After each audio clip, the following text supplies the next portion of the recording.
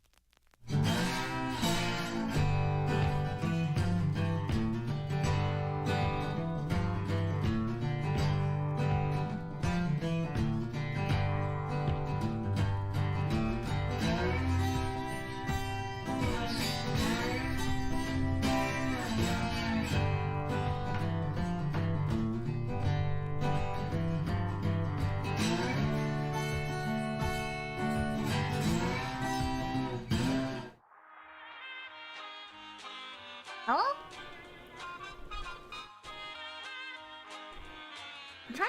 I'm trying to get my... Ah!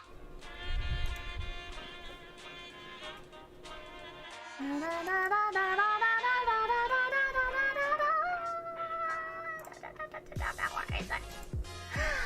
Da da da da! Hi!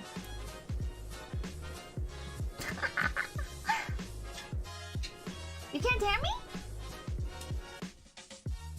What the hell is going on? I hear you singing, but what? No, what? It means you can't hear me. I still hear the 𝐒𝐴𝐼𝐵 video, but I turned it off. I hear you just fine. Okay. Yeah, my phone decided to update the I went to go turn everything on, and my phone decided to update. But yeah, no, I was watching a video of 𝐒𝐴𝐼𝐵 talking about the Blizzard CEO, the one threatening to kill women. That guy. Fix your clipping. What do you mean? I'm in the water. I'm in a bathhouse. My bathhouse.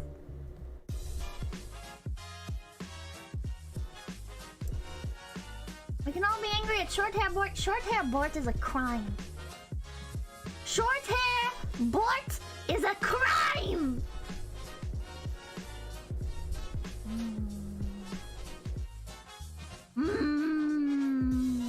I found the video you were featured in. It's that Nags guy? Yeah, there's 2 people that have like featured me in videos recently. I'm very surprised. I don't think I was intentionally featured. I think Nags wanted to feature Michan. We both left comments and he only hearted Michan. So I think Michan might be his Oshi, I don't know. But another guy put me in one of his videos. Remy Down Under. Good choice indeed. Remy Down Under. I found this clip of me. He had no idea who I was. Apparently. But he, Remy, yeah. Yeah, Remy put me in one of his videos. Where I talk about running over glowies. The Terry quote. The Terry reference. Knowing Remy, he probably likes it. He had no idea who I was. But it's hilarious. It's hilarious. I don't know how I end up like maybe maybe this is Terry blessing me. Terry's in heaven and he's watching over me and he's like, Pippa, spread my good word. Spread my good word, Pippa.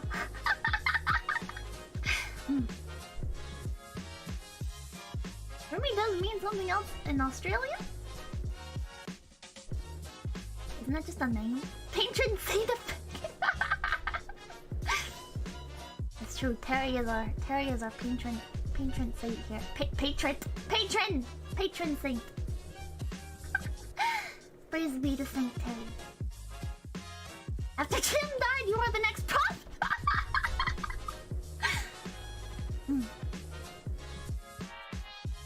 Blessed be Terry.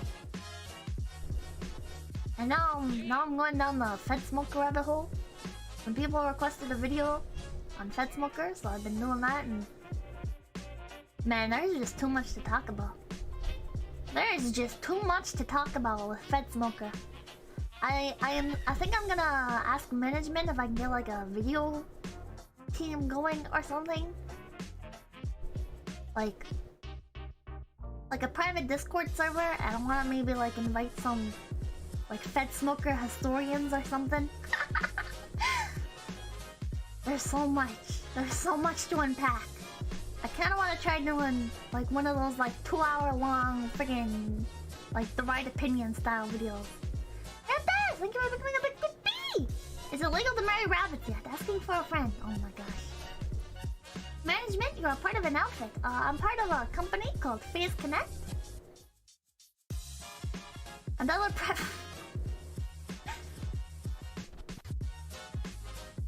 But yeah, I don't know, man. I don't know. There's so much. I have so many questions to ask. Check out Noel's video. Good introduction. I want to know: is it real? Is it real that 𝐶𝑯𝑐𝑠moker worked with the Nebraska police on a case to take down a dirty cop? Because I saw somebody mention that. But I need sources! Damn it!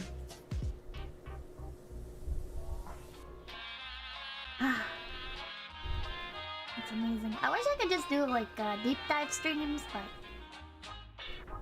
He was a real undercover agent! Send me the sources. Send me the sources, damn it! I need more information on this! This is amazing! The dog breeding community watch thread is one of the most depressing things. The what?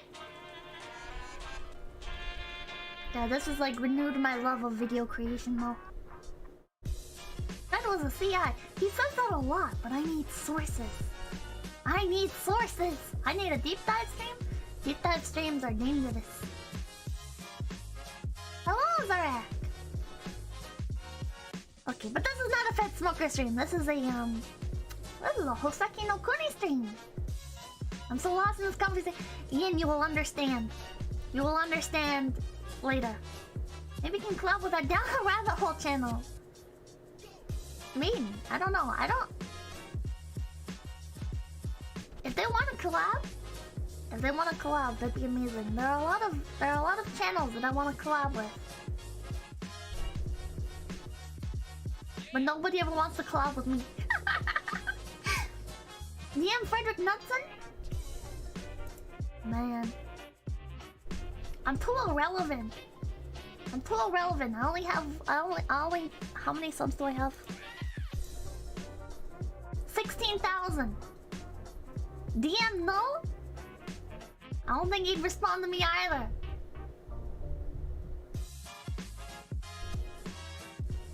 See, this is why numbers matter, chat. I need to get 100,000 subscribers. It doesn't matter if they're dead subs. I just need like 100,000. So that way, like, if I DM somebody, they'll respond to me. You're relevant to us? Well, thank you.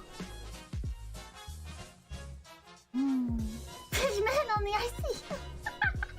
Not sending good content? Yes, he did. I think it'd be funny if he did a collab with him. Man, it'd be amazing. If you were a Shota cat boy, no. Write a letter to CWC, but he's in prison. Do it, Fredson. Our Frederick has collabed with Deadwing Dork on Lovecast streams. He's a good guy. Maybe I will. Maybe I will. Well, I have to have management reach out, but... Or maybe I can just reach out. I don't know. I don't... Do I just do it, chat? Does he have DMs open? Does he have DMs open?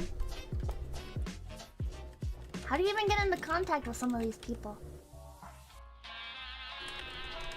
We are small, but we are devoted to... Do it!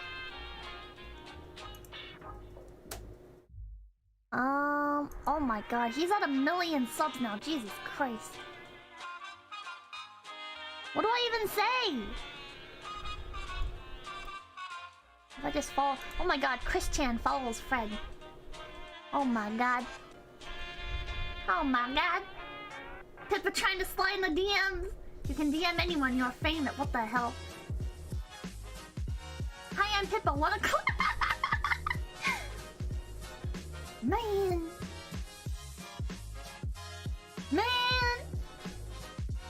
It would be funny if we collabed because I'm a rabbit. Hey, I'm part of a company and our tagline is widening the rabbit hole, and you make a series on YouTube called Down the Rabbit Hole. Also, I'm a rabbit. Pepper-san can't communicate. I don't know. Maybe I should ask management first. If it's okay? I don't know. I think it's fine. Probably. Fred was gifted a persona. What?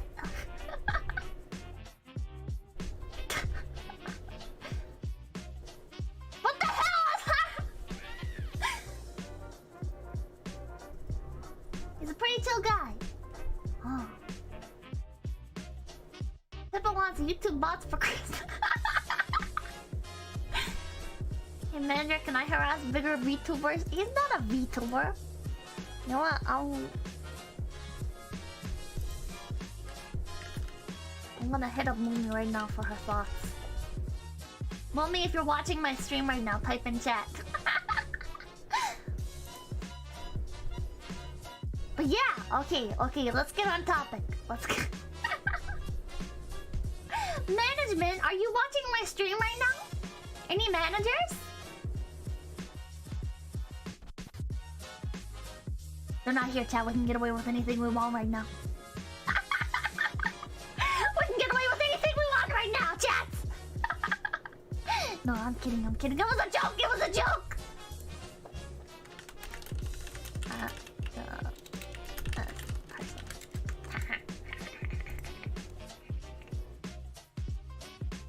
Of course you have managers here? Oh, if I don't see them, they don't exist. Okay, let's go.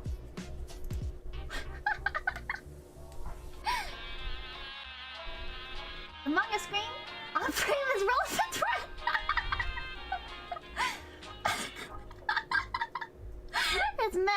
It's management saying it's my fault I wasn't around and the Pippa's acting like a fucking crazy person. Room the chat, please. Okay, let's talk about the manga. Let's talk about the manga, chat. This is a manga stream, and then later we'll do some karaoke. I bumped the mic. We'll do some karaoke later. I'll probably make another stream VOD thing, and we'll just delete it when we're done, as usual. Team Phos did nothing wrong, or Phos ruined everything? Oh, that'd make for a good poll, actually. That's a good poll idea. Hold on.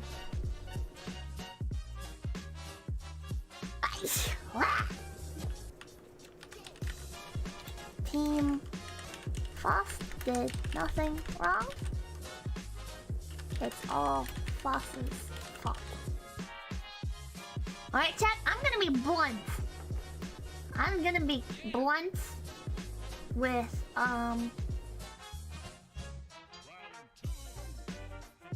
my thoughts. I'm gonna be very blunt with my thoughts.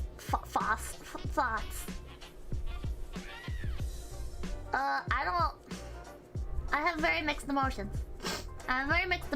Okay, I feel like things kind of came out of nowhere.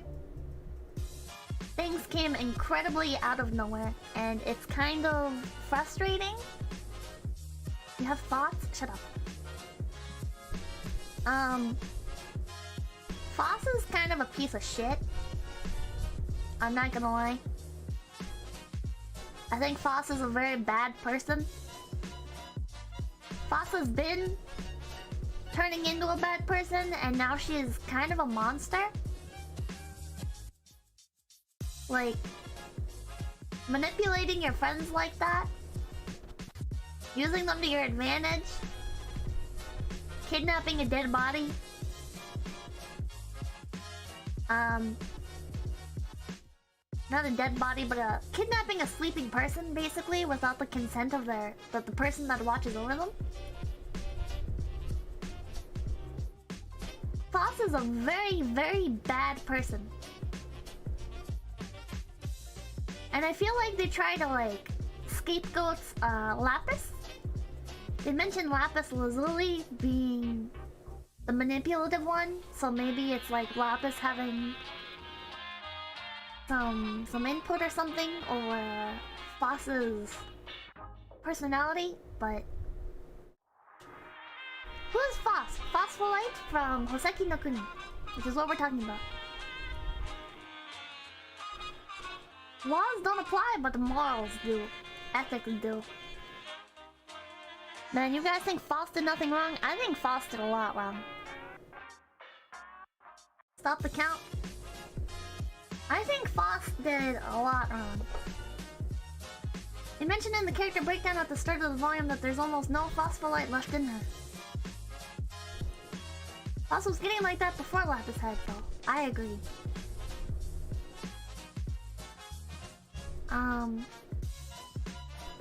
Is she even Phos at this point? Yeah.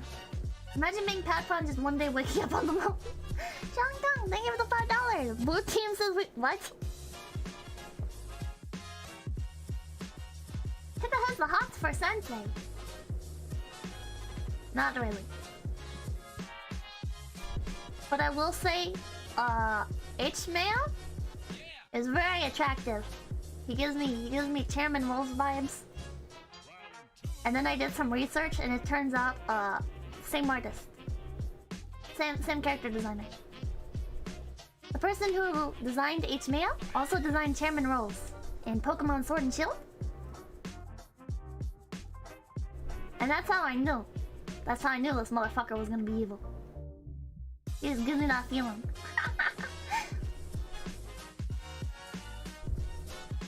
Of course Pippa would like 𝐒𝐡𝐚𝐭 design. I like the part where he ripped out Phos's eyeball. Nerd! Yeah, Pippa knows her stuff well. Eh, she designed some Pokemon too. Yeah, she designed some of the Ultra Beasts. Chairman Rose did everything wrong and dumb. I have a feeling 𝐒𝐡𝐚𝐭 is not stupid at all. I feel like at the beginning when he mentioned that these are all people that started off as scum, Phos was being very naive by not listening to his words.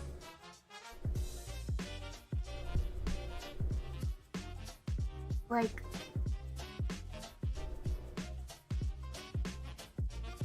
𝐒𝐡𝐚𝐭 is Oblivion his white whale? What? Rose had Aliana with him? He did something right. 𝐒𝐡𝐚𝐭? 𝐒𝐡𝐚𝐭? Is that how you pronounce it?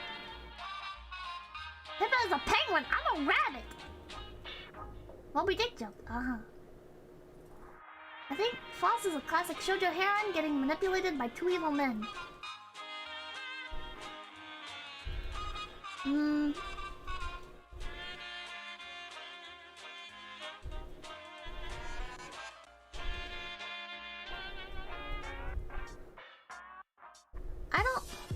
I feel like Sensei is being designed as are portrayed now. Like, the way Sensei mentions, like... It feels like Sensei is not... Shut the fuck up, chat! It sounds like,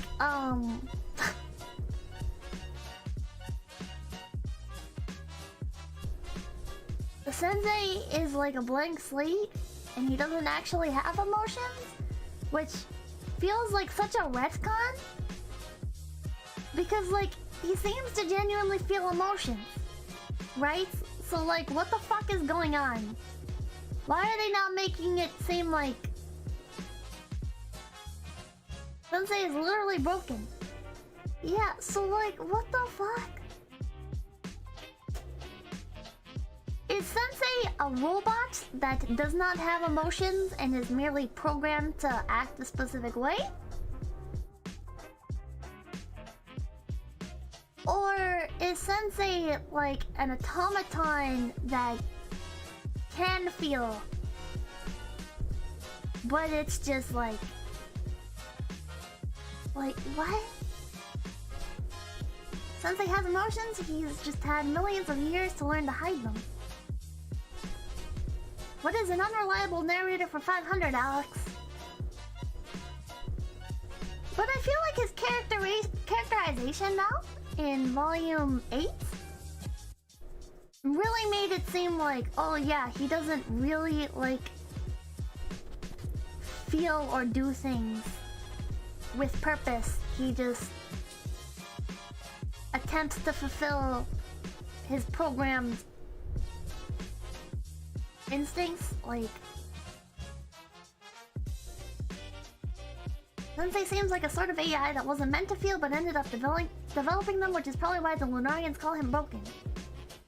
You believe he has no emotion but slowly developed them from his hair.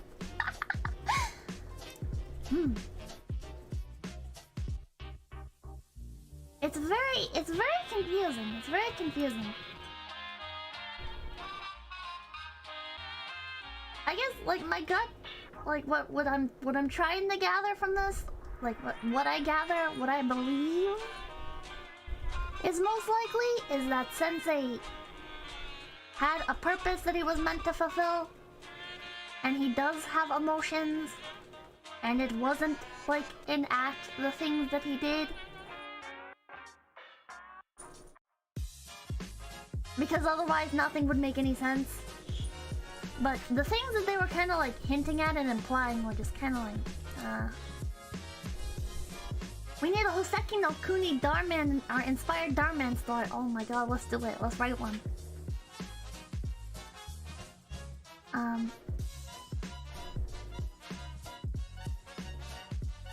But yeah, this made me sad.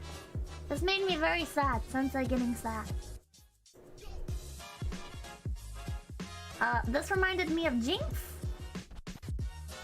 the League of Legends character, the way it was drawn.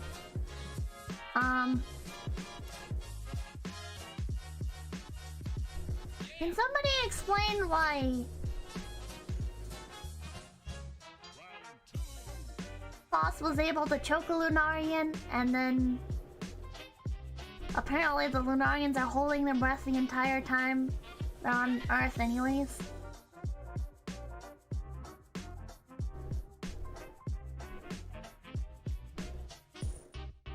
Are they holding their breaths or not?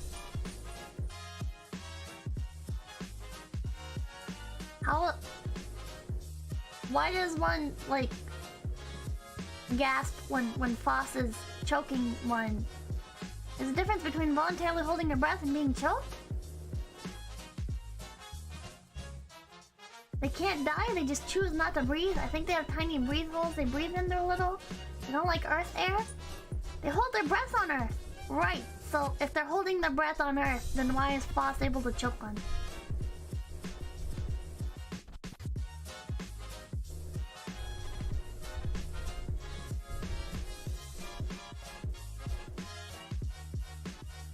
They have like a little breathing hole.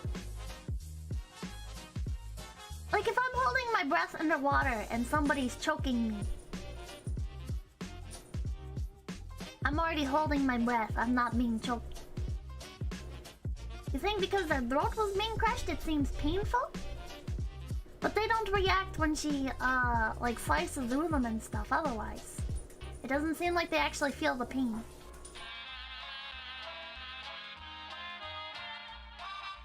Didn't they mention that it was just uncomfortable to breathe on Earth?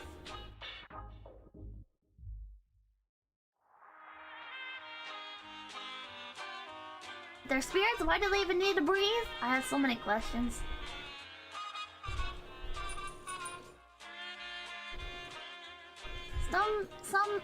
Some stage rise, but Lunarians don't feel the pain. What? Plot?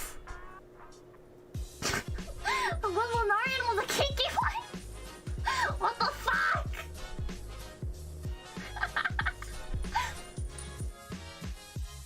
Also, the moon has no air. Yeah, what the fuck? The moon has no air. Wait a minute. Wait a minute. What the fuck? They do explain that they don't like the air because... So how was Phos able to choke one?!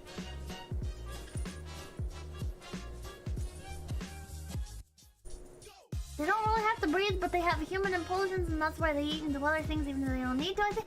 How was Phos able to choke one?! They were acting! Oh my god, I don't believe it.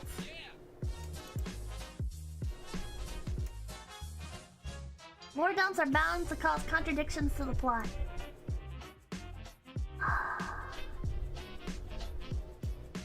Asking too many questions, Pippa. I like the design of the base. It reminds me of bismuth. I don't know if that was intentional, but the base reminds me of bismuth. If this story wasn't so obsessed with not being what's expected, I would assume maybe that... Fun fact, natural bismuth don't look like that.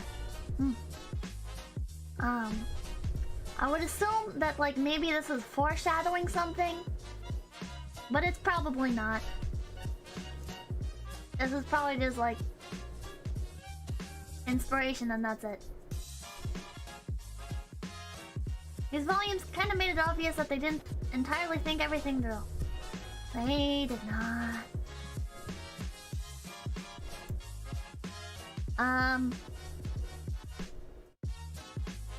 When Phos comes to like Lunarian place and they like act friendly and stuff, and she's like slicing through them, it's very strange to me that these things are just like entirely immortal and don't like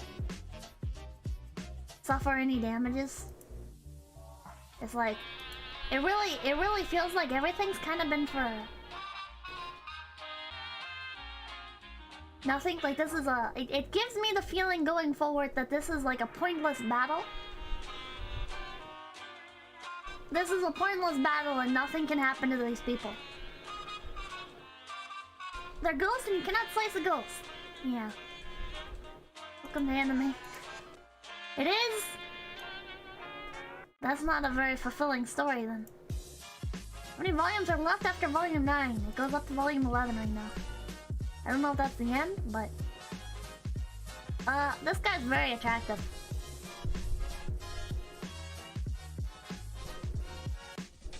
Usually men in anime are pretty ugly, but I thought this guy was actually pretty nice.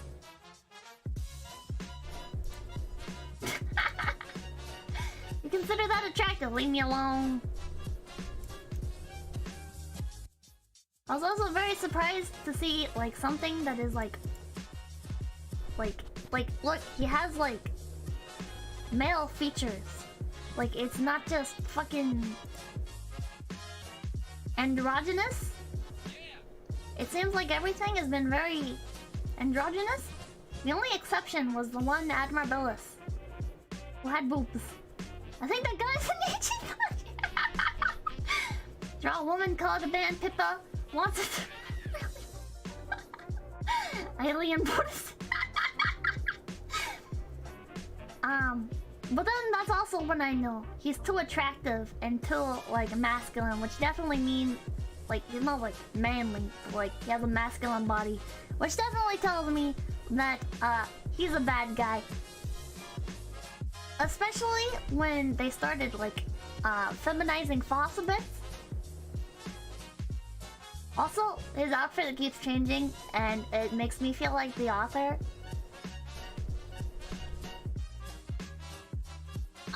I would say, if I had higher expectations before, I would say that she was trying to convey something, but I kind of feel like she just also finds the character attractive and likes drawing him in different things.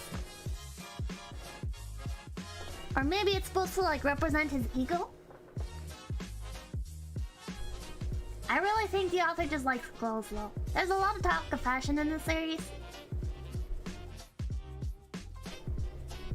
And you can also see it in Chairman Rose and Oleana from Sword and Shield. So I think that's more just the author's obsession versus characterization by intent. He wears a bunch of stuff because he has a personal designer and he likes keeping them busy.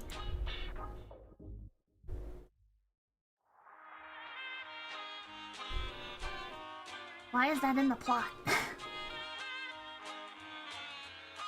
I'm very curious, like, what all the melting and stuff is supposed to represent. I thought maybe that, like, this would be like a Devil Wears White kind of scenario.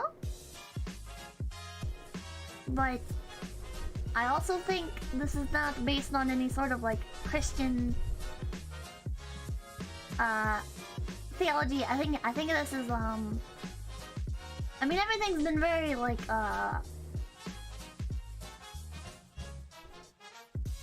shit, what is it called? Buddhism? Not Buddhism. Is it Hinduism? The, like, the names and the references?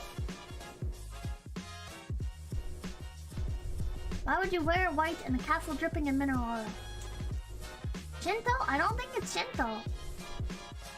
Is it Buddhism? Or is it Hindu? I don't really know the differences between them strongly enough. Zahara! I think it's Buddhism, possibly. Closely tied with Hindu as they're both Indian religions. Yeah, so I'm not sure which one it's supposed to be. I kind of Hindu even considers Buddha an avatar of Vishnu. So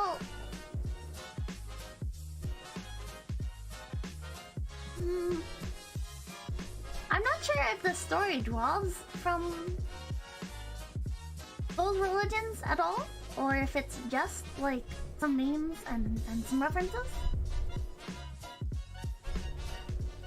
I'm not entirely certain. Like, maybe the melting is like a reference to an old story or something. They mention and draw from depictions of Buddha, so probably Buddhism. There's a Hindu demon who begged to become immortal. I blinked out upon encountering a woman and accidentally asked to sleep forever. What the fuck? I feel like it draws heavily and I'm missing a lot of deeper meaning because of it. That's kind of what I'm feeling like as well. I feel like maybe this is the kind of story that you need to, like, read the, like, do some further research. But with the suits, and some of, like, the European influences in some of the panels, I kind of speculated maybe that this was supposed to be like a, like, all of this was like maybe alluding to, like, Ashmeya being like a sort of devil and source of temptation, and Sensei, since he's been like the devout protector and literally the person like bringing these, like, bringing life to these gems. I mean, they form on their own, right? But like, he's the one who gave them shape. I kind of felt it was like analogous to like God and Satan, but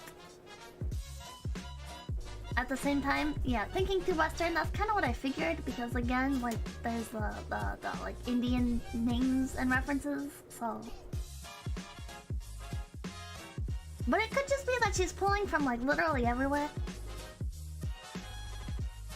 But I'm very curious what the symbolism of all the melting is supposed to be.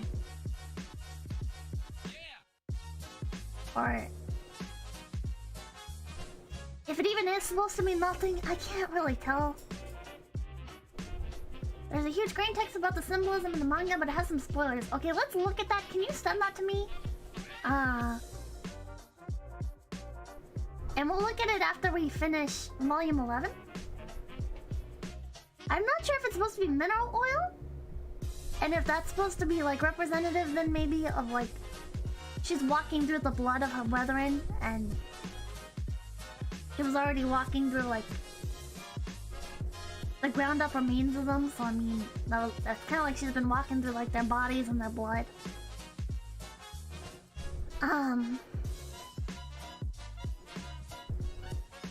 Seeing this panel again doesn't make it seem like the oil is getting repelled while they're going up, or am I having a bra moment? It seems like the oil is like dripping from a higher source. He does say mineral oil seeps up from the ground and changes all of the rooms. He said that they like sleep in mineral oil and stuff.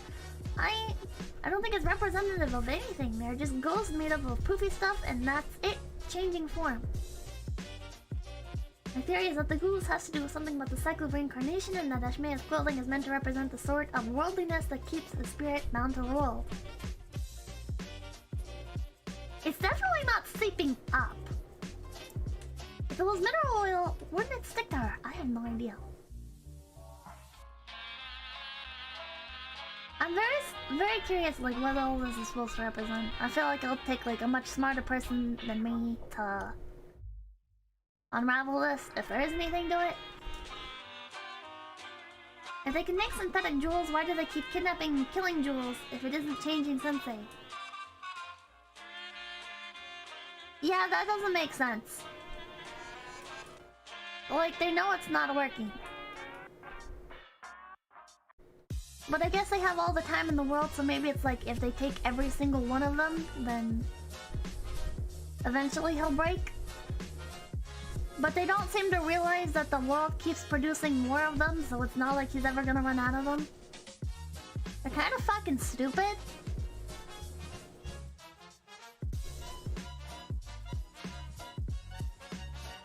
Explained that in the chapters they basically want to decorate with all the gems. That's another thing that I don't understand is like they're covering the planet in the dust of the gems, right? They grind up the gems and they cover the planet with them. But then they're also covering like other planets. And like the moon? Zup. Huh? Huh? Why? You really have that much excess of gems? That doesn't make any sense to me. Maybe the curtains are just blue?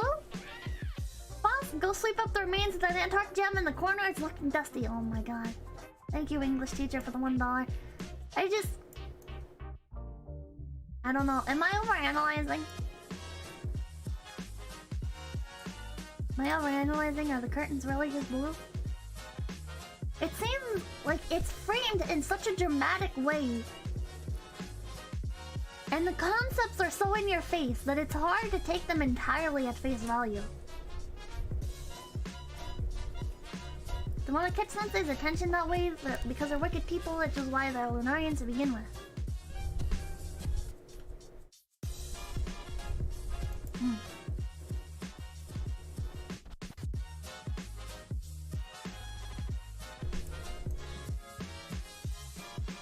This was very strange. I have no idea what the hell's going on half the time in this story. Like things you just really have to go with the flow. The flow? You really just have to go with the flow in the story because things just kind of happen. Things really just kind of happen in the story, and I I can't really keep up. A moon glittering with those who couldn't protect. Oh. Really in your face with the Buddhist cycle of death and rebirth? When explaining what Lunarians and Senseis are. What Sensei are.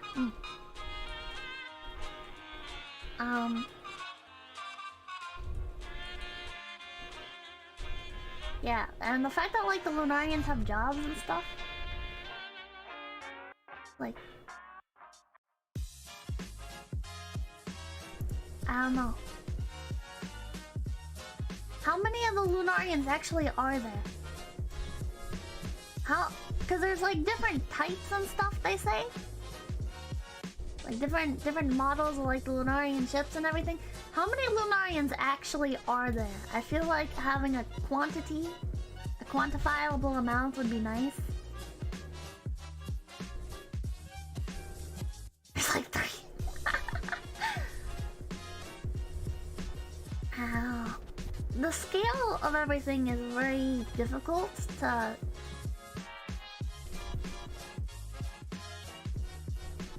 have a grasp on. Thousands, I think, but they're limited in number. Some of the battle scenes show a lot, but I can't tell if they're real or not. This is so confusing. Why would you make a machine to pray? That's a good question.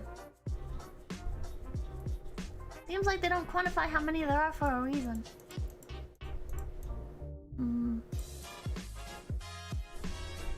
So yeah, here they reveal what you call Sensei was created by humans, a prayer machine.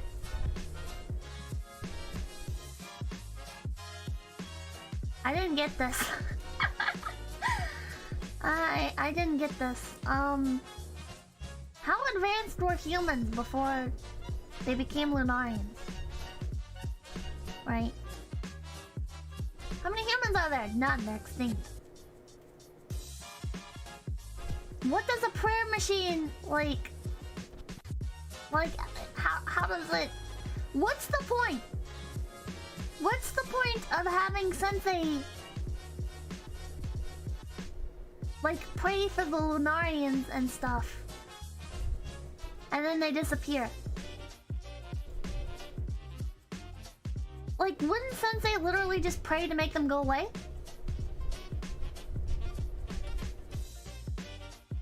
Like, he loses nothing and gains everything by just doing his job and even maybe teaching the gems to pray to make them go away. Like, if he taught the gems to pray for the Lunarians, they'd probably just go the fuck away, right? And then you wouldn't have to deal with it anymore because there's no more humans, so there's not gonna be any more Lunarians.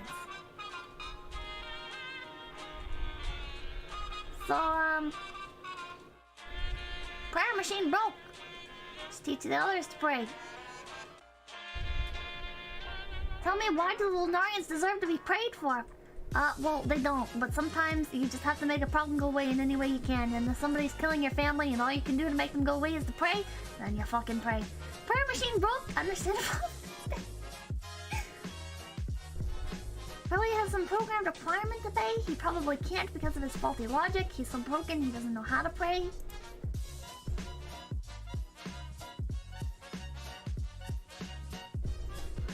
He's a prayer machine specifically designed to pray. The gems aren't, so their prayers won't do anything. But the whole point was that humans used to pray. Right? Before humans went extinct. Because you need a human to pray. Well, there are no more humans, so why are they trying to make Sensei pray? There's a spoiler reason why Sensei will never pray so long as the gems are around. No time loops? Well, you can't be doing that. You can't be bringing that onto the stream directly, okay? Like, it's funny to make haha references and stuff, okay? But you can't be doing that. Thank you for the $1 though.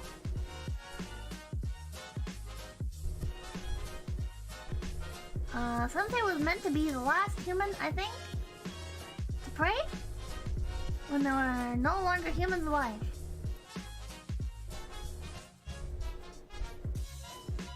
Is this all just endless cliffhangers to force us to read the next volume? Sensei says there's things he cannot say. They were in the process of praying away the Lunarians, but he broke before finishing. Sensei was made to pray for them when there was no one left to do it. Man, why can't he just do it? Like, does this mean he actually doesn't have any free will then? He doesn't actually have any free will? So he can't just pray the Lunarians away? He's entirely a machine, he has no self-control, so because the prayer machine part of him is broken, he can't pray. He does, that is the problem.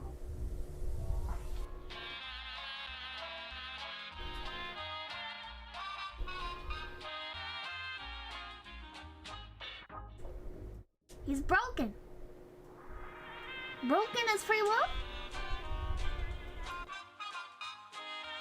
Absolutely cannot. He gave Jan's freedom because it was the one thing he didn't have.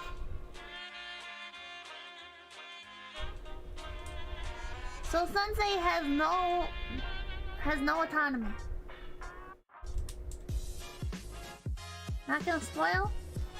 Lunarian's corrupt souls refusing to leave the physical world, and praying is just vanishing to the afterlife. The Lunarians were once people, and because there was nobody to pray for them, they couldn't make it to the afterlife. Maybe he's hard locked into praying for only good souls or something? Let's move on.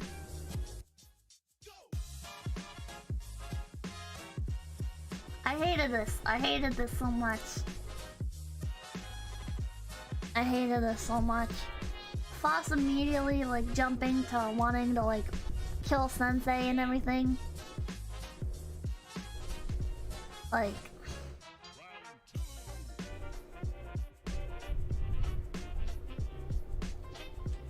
Also, why does everything melt?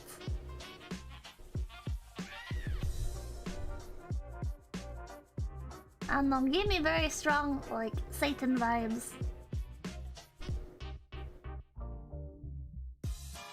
Phos' brain really goes off. Phos doesn't make any sense, really, anymore. I don't understand what Phos' motivations are. Phos gets violent for so easily for some reason, though.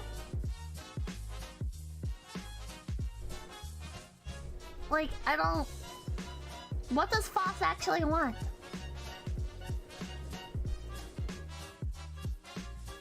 What does Phos actually want? She wants her friends back, right? But she's also willing to sacrifice her friends to bring other friends back. That doesn't make any sense. That doesn't make any sense. Why does he have rabbit ears? What the hell is going on? Are they supposed to be horns? Are they rabbit ears? It doesn't make any fucking sense. I think to end the war? She wants her friends back, and she also wants information because Lapis. She wanted information even before. Japanese thing about rabbits in the moon? Japanese joke about moon rabbits. He's blooming! It's bedhead! Why does Pippa have rabbit ears? Because I'm a Rihanna. He's a capitalist. Oh my god! Are you asking why a dude has rabbit ears in a manga about talking rocks? Phos doesn't know what their motivations are. They have 6 different parts of them which have all been shaved down to a singular goal regardless of the sacrifices. The different parts of herself aren't even like individuals though. Because right now the Lunarians are attacking the gems because Sensei refuses to work. If they get him to start working again, then the Lunarians will permanently stop attacking them. They don't know that. Phos doesn't know that.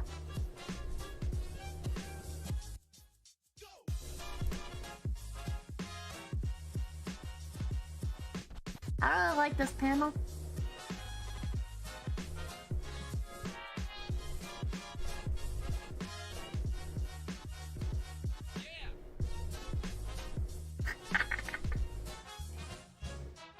smack, he's taking a screwdriver to her eye and replacing it with another one. You hate 𝐒𝐡𝐚𝐭?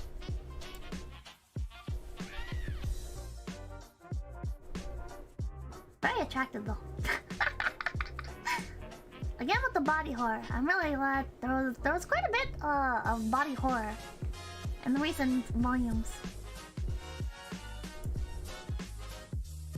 True, she doesn't know that, but if she did nothing, then she'd just be doing the same thing over and over again, expecting things to change.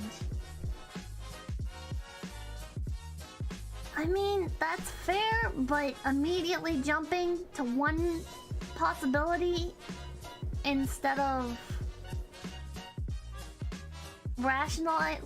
instead of thinking things through, like the problem with Phos is that she sees one. She's narrow-minded. She's very, very narrow-minded. Pippa, would you want an attractive man to replace your eye with a camera? Maybe. But like, Phos sees something in her immediate view, and she's like, "That is what I will do. That is what exists, right?" Like, she can't see the forest for the trees. She sees one singular tree, and she's like, "Yeah, that's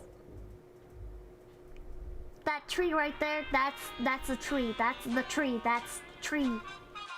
And meanwhile, there's like this whole fucking forest of possibilities, and she's just like, "Yep, this one thing right here. This is everything."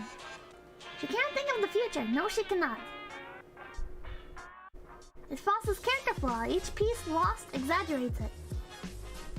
She's basically a small child. She really is. Very rarely does Phos consider consequences either. She never considers consequences. She's very good at changing, for better or for worse.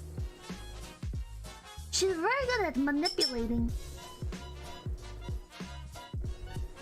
But she doesn't consider the long-term consequences of it. She doesn't consider the consequences of her actions at all. And it's very frustrating. It's very frustrating to read. Phos is the guinea pig thrown around by the bigger players in the story.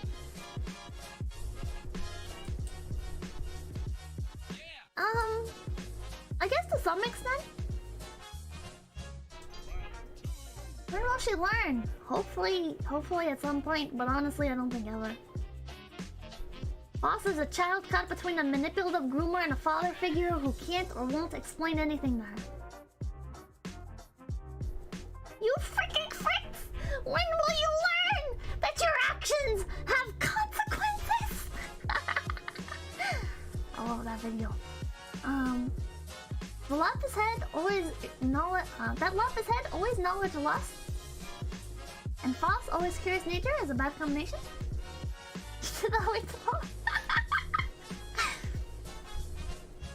But I don't know, it's very frustrating having a protagonist that isn't proactive and then suddenly becomes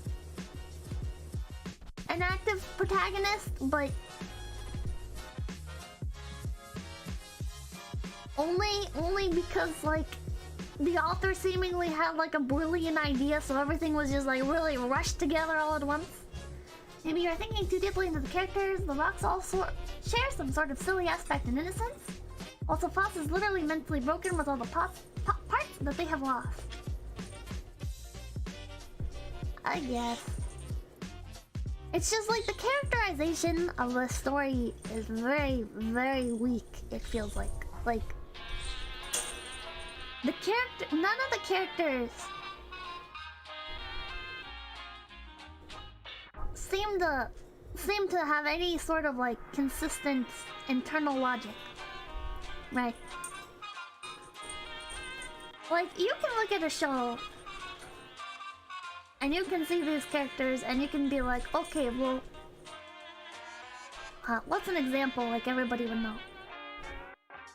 Okay, everybody's seen Breaking Bad. right? Everybody's saying Breaking Bad. So like with Walter White, you know, we look at Walter White and we're like, okay, well, he needs money to pay for not only his chemotherapy and everything, but he also wants money to take care of his family, especially when he's gone. You haven't seen it? Oh my god! It's such an old show, go watch it!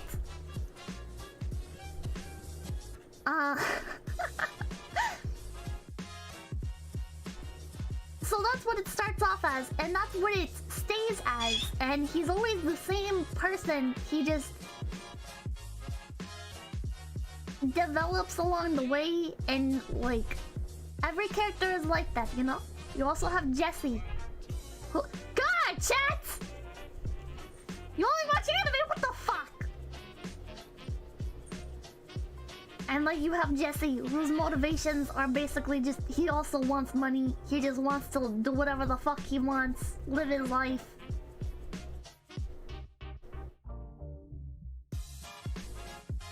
And things go and change from there, but ultimately the characters and the personalities are the same. The things that drive them, their morals, they change and expand, but it's the same person. Versus, I feel like with Houseki no Kuni, the characters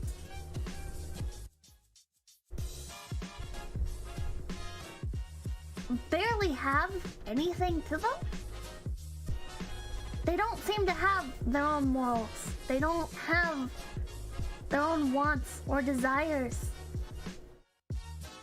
And when they do, it's so surface level. It's so surface level. Diamond is jealous of Bortz, so she wants to go to the moon because Bortz isn't there. Yellow Diamond feels insecure. Like, rocks don't usually have morals. They're soulless rocks. But they're not just rocks. How many rocks speak, chat? You're complaining that I'm applying basic, like writing to fucking rocks, right? But they are characters, first and foremost. You probably hate elves in high fantasy settings.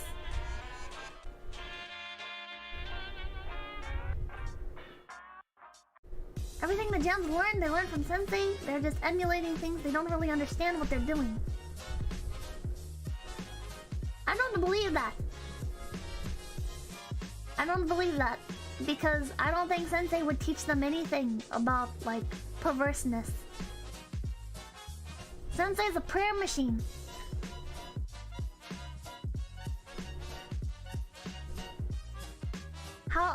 How do these rocks, like,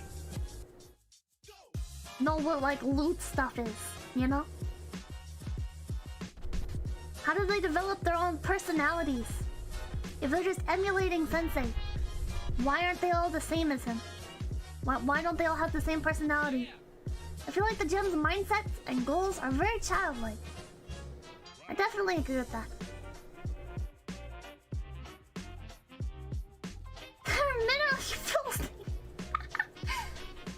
The gems learn from human remains too.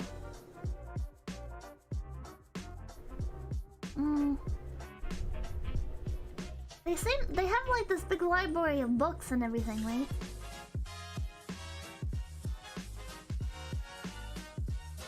Is it... Does animals exist? And then they ask Sensei where more animals come from, and Sensei tells them the truth. But they have emotions around it too, right? How can gems have a sense of shame? Sensei doesn't exhibit shame. He does in private, but he doesn't show that outwardly.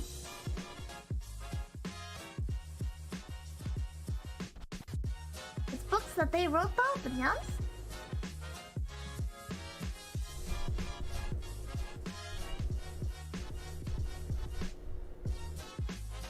Just because you can't reproduce doesn't mean you can't love. But where did they get their sense of shame? Why would they have shame though? That is only a human emotion. You know what, Alaric? That is exactly what I'm asking. How can they feel shame and embarrassment? How do the gems feel shame and embarrassment when it's not something Sensei exhibits and apparently they have absolutely no humanization at all?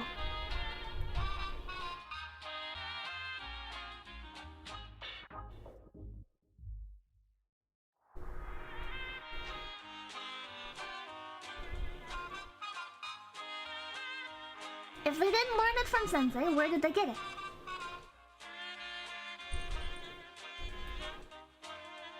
Give the gems enough time and they learn these emotions, because in some form they're human, and given that, they mark them as bones of humanity. How much time in Japan they've been assimilated? Inclusion. You can have shame or embarrassment based on others' reactions to you. If the other gems react negatively to a gem not wearing a uniform, then it has an effect on their emotions. But if they don't have emotions, how are they feeling emotions? If they don't have the emotions to respond to these scenarios that haven't already been predefined by Sensei, then how do they develop that? Why couldn't they learn it from Sensei? He was made by humans, so it must have come from him. Why would he teach them that? When would that ever come up?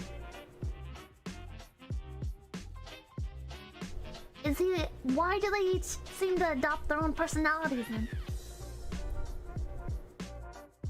The gems have emotions. I think the gems have emotions. I think the gems are very humanized.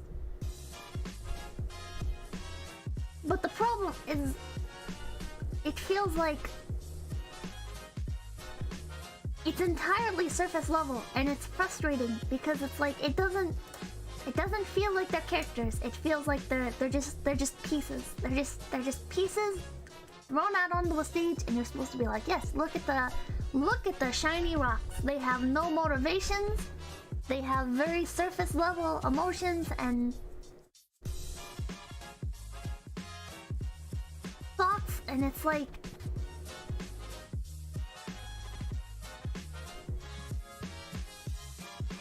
I don't.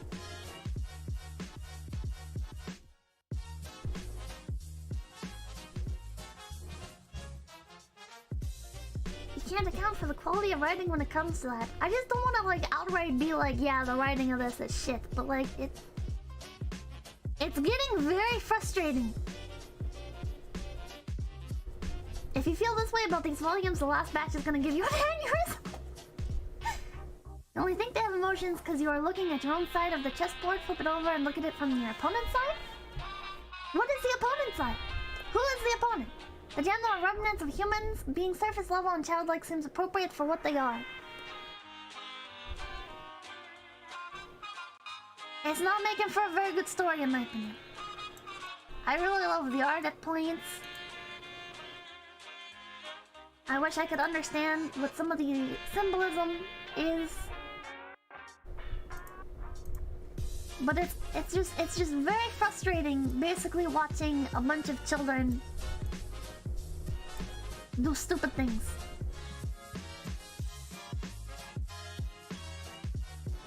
This was kind of cute though, one of the Lunarians like hugging her and everything.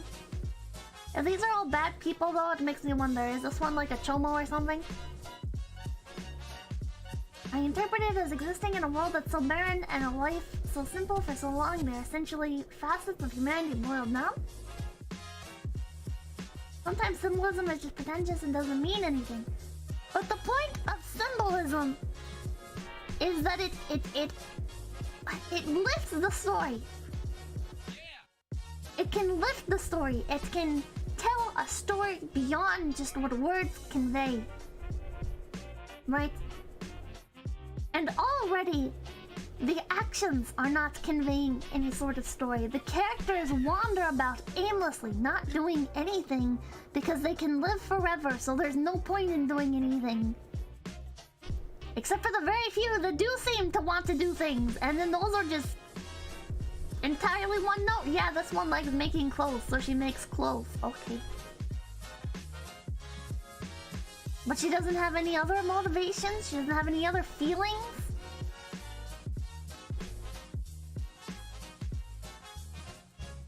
Like...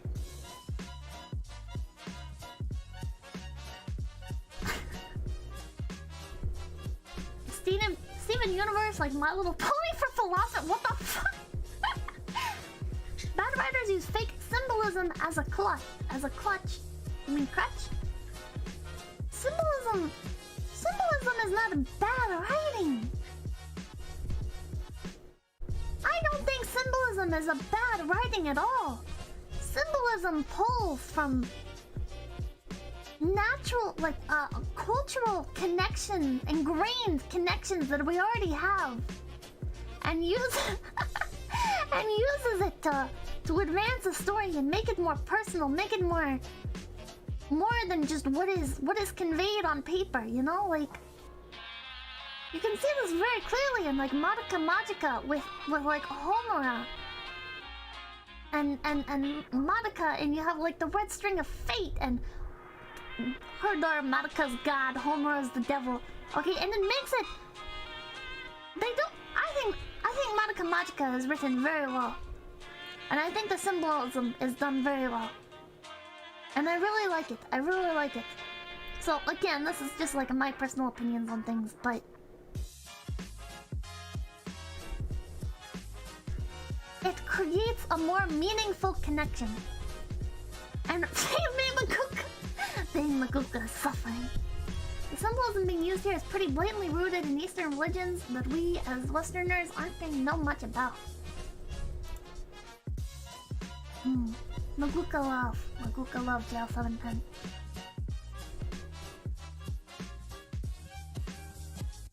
That's why I'm just wondering, like, is it all just Hindu symbolism? Is there no, or Buddhist symbolism? Because man, like, there's nothing going on. Symbolism only works when you have your own viewpoint to understand where the symbols are from. I mean, it's the same thing with language. You have to understand what the fucking words are from to be able to understand the words that are on the page. You're erroneously attributing humanity to something that at best is a fragment. The problem is that the slugs are the only beings that can believably behave like us, yet they're irrelevant to the story.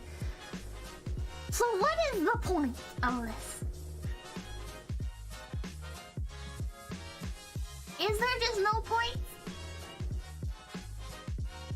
Is it just an exploration into what it could possibly be like to live as a rock that evolved from humanity's extinction? There has to be a point? There doesn't have to be a point, but I'm wondering right now if there is one. Is there a point?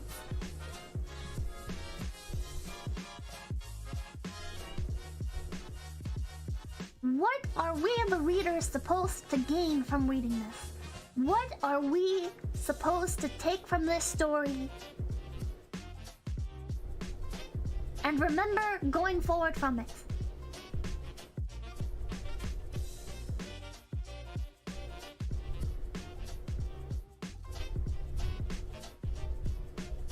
Because if the point is just to look at pretty pictures, I'll go back to Komodo Fence.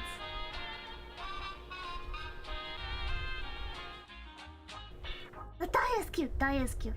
The gems isolate a single flaw and demonstrate how it can change a person.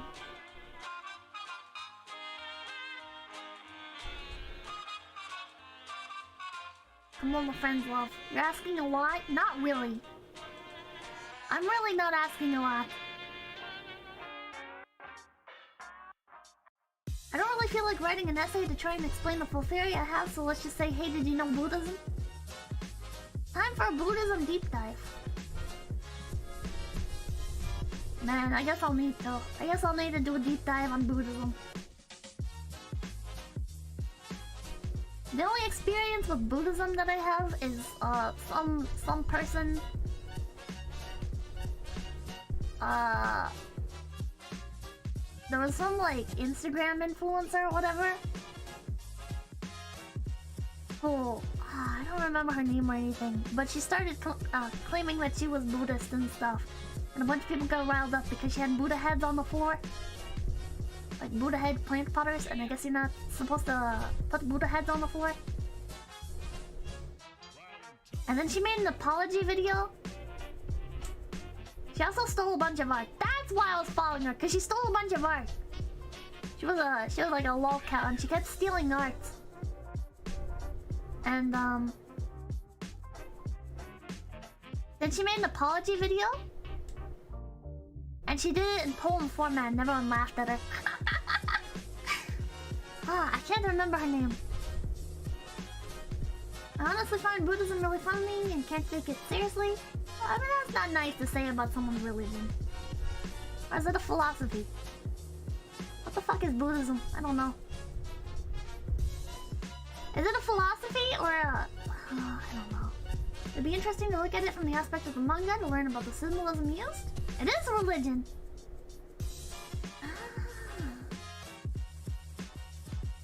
Sort of both. I looked into Buddhism at one point, and then they were like talking about sleeping on the floor because sleeping on an elevated bed is elevating yourself, and that's not right. And I was like, what? I've slept on the floor. It sucks. It's usually how the specific branch approaches it. It's both actually.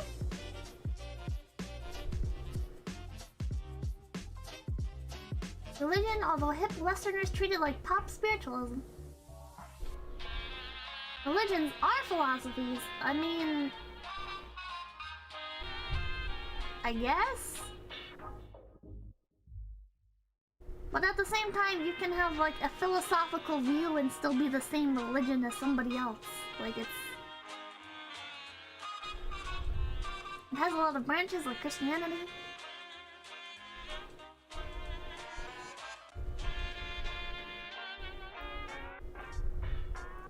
Pull up stream? Pull up?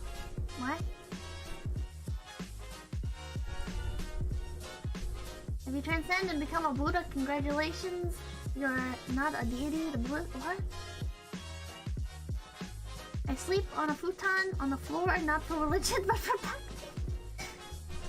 Get Sun in here for a tarot reading to round things out. Oh god, I don't believe in tarot. Yeah, more than one philosophy can fit in a person. It's weird, it's not incompatible with other religions either, by its own rules or their rules. For example, the only real word on it from the Catholic Church is that it may open you up to demons. Huh? Oh, you're now a deity to Buddhists. Well, that's not compatible with Christianity.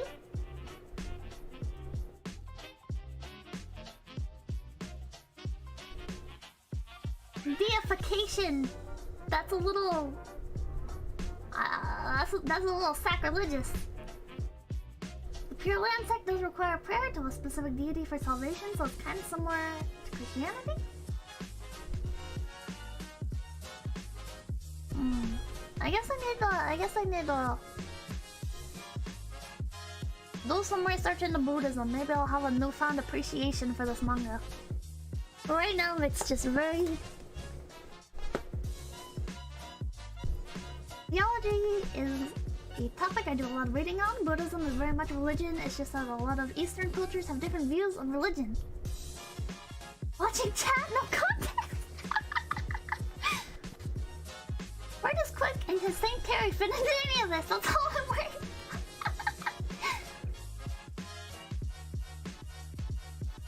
I don't know. Thank you for being, for the most part, respectful about this topic. I guess I shouldn't really be talking about it to begin with, but like it really ties into the discussion here, so. Pure Land sect means you go to an afterlife, which is basically a college on how to transcend.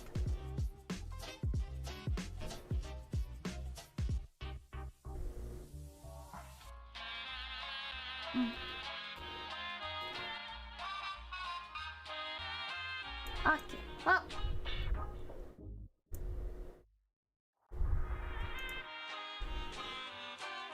I thought this was awesome. Sensei, you can talk about mythology, right? Oh my god. I feel like I know what you're trying to do here, buddy. There's more discussion on theory rather than heavily religious talk or something. Yeah, I think that too, Aegis.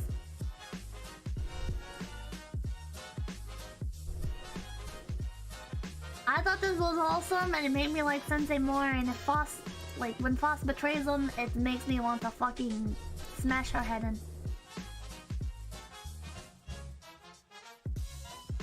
See, this is symbolism. This is symbolism. You have Phos here standing in the dark.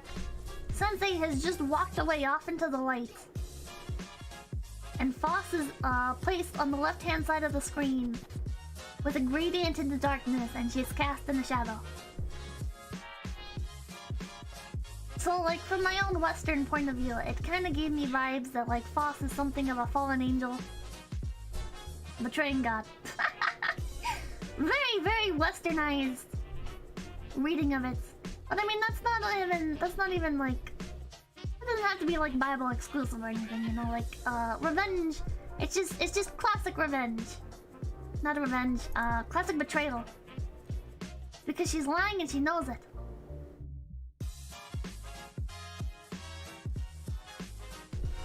Her shadow was black like her soul. This one is pretty universal with all cultures. Japanese authors love to use Western and Christian symbolism. It's exotic to them. I mean, to be fair, Westerners love to use it too.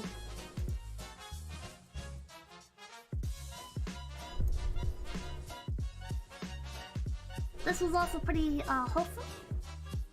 Though they have spoilers, a content creator called 𝐒𝐻𝐿oid has reviewed and analyzed the series current to the manga, which is now on hiatus. Ah. But it was also, the scene also felt a little stiff to me. It felt like they were really characterizing Sensei now as being an automaton, which before, he showed so much more emotion, I felt like. So it's very strange to me that now he's so blank and doesn't show much emotion. It's like the author suddenly had the idea. Sensei's emotions seem very binary here. It does, and so does his speech, which could just be the translation. But it felt like the author got an idea, and now they're trying to retroactively apply the character to fit that idea, rather than it being natural. I think he couldn't process her coming back. I think that's a cop-out.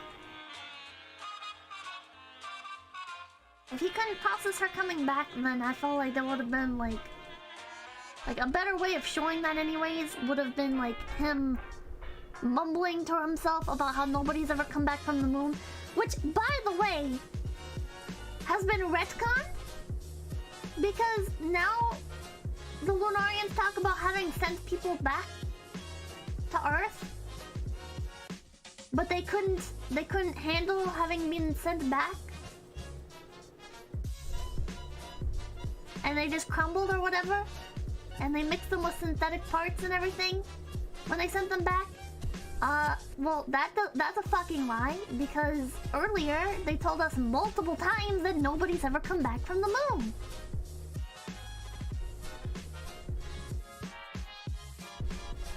So what do you mean? If nobody's ever come back to the moon, then what the fuck happened there? What do you mean you sent people back? No, you fucking didn't. The captured gems died on the moon. That's what's shown. But then, I think they grabbed those gems before they went to the school. I think they said they sent fake ones back, which is why they broke, and Sensei likely just cleaned up the pieces, which is why they think nobody's ever come back. And no one they're referring to are the gems? What does that mean? Am I just being like a massive fucking idiot here? Like, what the hell is going on? Why did Phos not call that out? Why did Phos, since Phos is like one of the people that we learned this from, then why didn't Phos point this out? Why didn't Phos say nobody's ever come back from the moon? That's a lie. Is she just so fucking stupid she didn't catch it? I thought they tried sending them living gems back and they acted abnormal or something. That's what's implied. That's what's said. But we know that's not true. Unless somehow all of the gems have their fucking minds wiped or something. Like, I don't...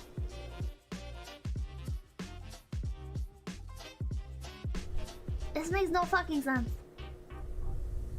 And then the thing that they dropped off in front of Sensei was supposed to be like was supposed to be his a recreation of like the person who created them. We should have unironically read Metamorphosis.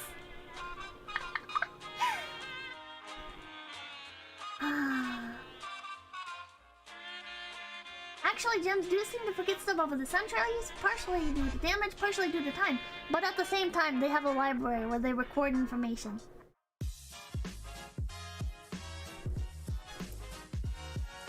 So... And why would Sensei cover that up?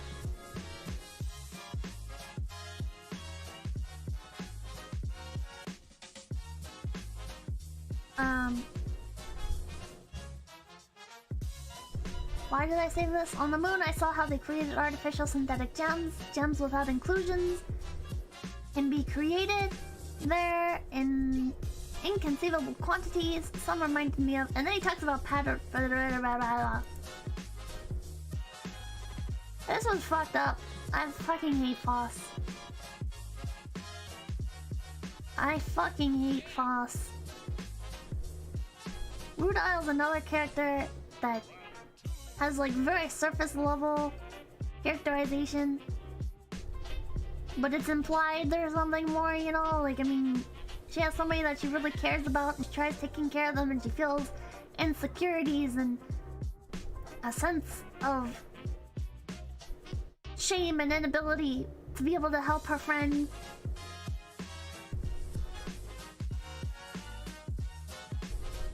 Which is like a really big opportunity, and Rudile honestly has some of like the most... Rudile is one of the most interesting characters because there's just more to go off of with her.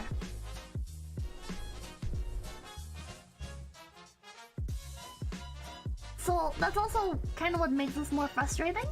Like Phos, which is good. This manga made me feel something. Rudile should be the MC. You know, unironically, I think this would be a much better story if it was from Rutile's point of view. Like, now that you mentioned that submod, I think if Rutile was the main character, then she has the most human motivation and the most interaction with everybody and the most, like, connection with everybody. I mean, she's literally in charge of putting them back together when they fall on the battlefield. There's so much opportunity there to explore her thoughts and feelings and to see the things the other gems go through, because like the things people tell their doctors, right? Cinnabar POV, I think Cinnabar POV would be too boring. She doesn't interact with anybody. She also fixes them all. That's some PTSD material. Phos is pretty human, just the bad parts and not the point. But that's also why it's much harder to feel any sort of connection to her. Like, Cinnabar is forgotten about. Unironically, it does feel like Cinnabar is entirely forgotten about. If it was an intentional thing to just forget about Cinnabar, then it feels really kind of poorly done, because it just really comes off as like the author keeps forgetting about her and has to force Phos to go back and interact with her. Personally, I found Phos to be a good POV point just because Phos has some huge development.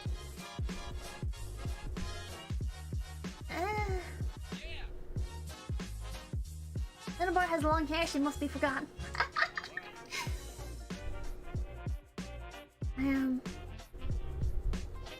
Rudile would have been a better main character. Especially because you could have like these moments of Phos bringing stuff up. Like maybe mumbling things and talking about Sensei being, or not Sensei being human, but like talking about like the humans and Sensei being suspicious or whatever. Just like to herself while she's out of it. Or being put back together or something. And then you could see like Rudao developing these doubts in her head and wondering like if she's just doing a pointless job that's never going to end because Sensei's orchestrating it all or whatever. Like it would feel so much more impactful, I think. I don't know. Hippo writing Rudao fanfic. Hippo rewriting Houseki no Kuni from the point of view of Rudao. But yeah, then Phos says this. That like, the synthetic gems on the moon reminded her of 𝐒𝐡𝐚𝐭. I was just like, man, you fucking bitch. Wasted potential of the manga. That's really what it feels like to me so far. Maybe this manga will have like a huge moment that like blows my mind. I'm like, never mind, this is amazing. But right now, it's just been 9 volumes of flip-flopping back and forth. Okay, it's been 7 volumes of flip-flopping back and forth, and now 2 volumes of what the fuck, this isn't what I read. Like, this isn't what I started reading at the beginning. Like, what? This is... What the fuck is this? This has nothing to do with anything anymore. 9 volumes of bait. Like, they're setting up all this big stuff, and it's like, why should I care? Why should I care about... Oh, Cinnabar is about quality, not quantity and appearances. Their interactions with Phos won't be wasted. Okay. So like right now, it just feels like, why should I care? Why should I care? I don't have a connection with any of these characters really. So anything that happens to them, I don't care.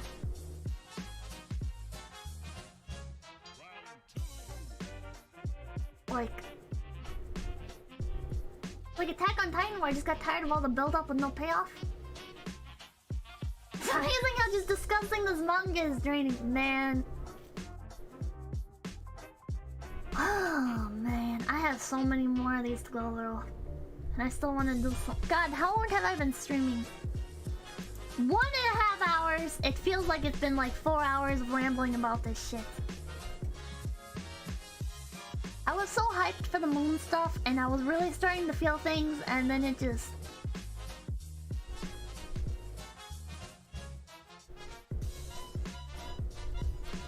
I don't know why people attach to one facet of a manga and not the whole thing. There is no whole thing here, it doesn't feel like. It doesn't feel like there's anything going on. There's no characters, there's no plots, it's just... I can't say that. There are characters, like... placed around sporadically, like characters that have weight to them. And there are plot elements that have weight to them. Feels like multiple different stories stitched together very loosely. This whole thing feels like a dream. This whole thing feels like we're wandering throughout a dream and things don't have to make sense because it's a dream. And it's like, well...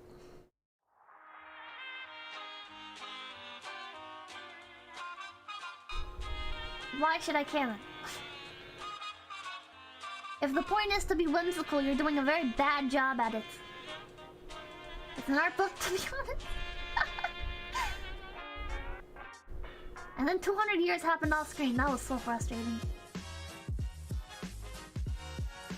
Pippa, it's been 30 years. The rocks ain't real. frustration, I think, comes from reading all this and feels like you're just being led around, and it's like you've been held hostage for 9 volumes, really though. When you consider that each of these things is like $15. This whole thing feels like an excuse to draw body horror and cute outfits stitched together with Buddhist symbolism.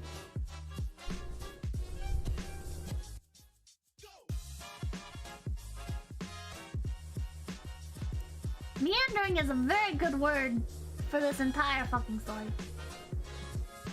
Shut the fuck up, Sensei. This is fucked up. Phos is being intentionally manipulative and she knows it. It really feels like her... when she...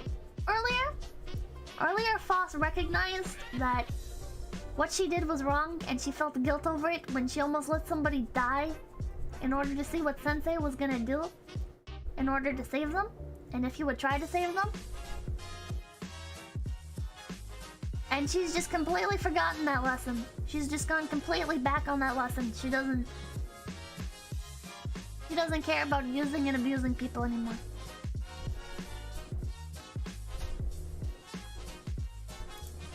Which is really disappointing, because it feels like it came out of nowhere. And you can say, oh, well, it's the lapis head. I mean, she didn't really feel like this when she first got the lapis head. It's only now that she's doing it again, so it's like... maybe if at the beginning, I guess her, flipping her hair was supposed to be, foreshadowing. She's flipping her hair, and that's a trait Lapis had. She's, developing some traits from Lapis. But there was nothing ever implied that Lapis was a conniving, manipulative bitch, right? So there was no puzzle piece there for us to find. It was just like, oh yeah, this is foreshadowing. Foreshadowing what? Who fucking knows? Not foreshadowing anything that we've alluded to in any sense. Reading is the point. These gems have canonically expressed a dilated sense of time. Decades pass and they don't bat an eye, but as Phos's worldview shifts, they're feeling the passage more and more. Now she thinks she's doing it for the greater good. Since they held information from her, it's expected she turns on him and chooses a side willing to work with her. Not when that side lies to you.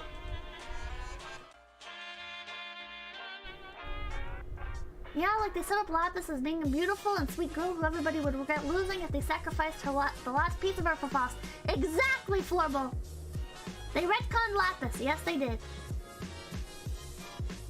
Makes no fucking sense. They did not describe Lapis in this way at all, and now they're like, oh yeah, Lapis was a manipulative bitch.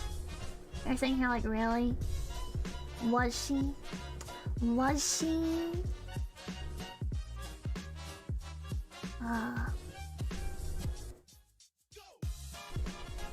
Diamond here, but you are kind, and to avoid shocking us, you tell us as little as you can. If you didn't... Wait, what? Oh, if she didn't... Okay, so this is Diamond talking to Phos. Phos has been lying to everybody that she doesn't remember anything. Diamond catches on that she does know something, or that she does remember, so she's saying to Phos, you're only pretending not to remember because you're worried about hurting us. I thought this was a very sweet moment and a very mature moment from Diamond.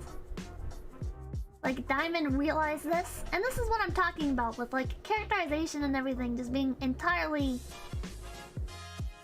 not there, entirely inconsistent, right? Because the gems have these smart and mature moments at points. So viewing them as just children with naive worldviews. But you are kind? Big doubt. Diamond has no reason to believe Phos isn't a super kind person. Phos has been nothing but outwardly kind and helpful to everybody. The only moments that she really fucked up, nobody was even there to see. Nobody saw it. They saw her going to help, and they were like, oh wow, yeah, that's so nice of you, Phos. So there is no reason for Diamond to jump to any conclusions and think that Phos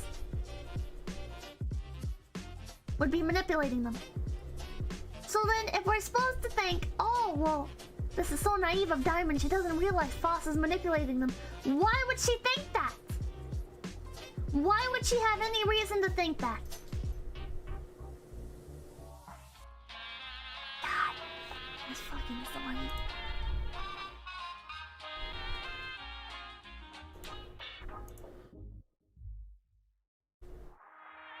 They have a right to be sus of Phos and she's dressed from the moon and dressed as a moonie. They don't know what she's dressed like.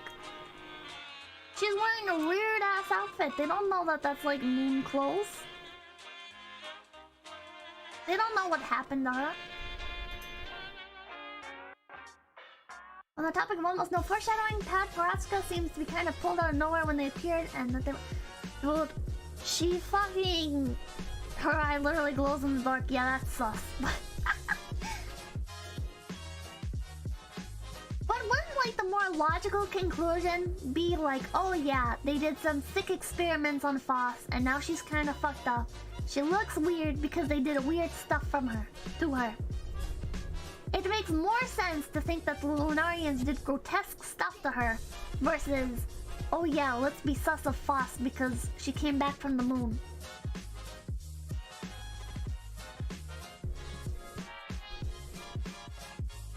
Like, so yeah, you're right with the clothes thing. She's wearing Lunarian clothes, but like...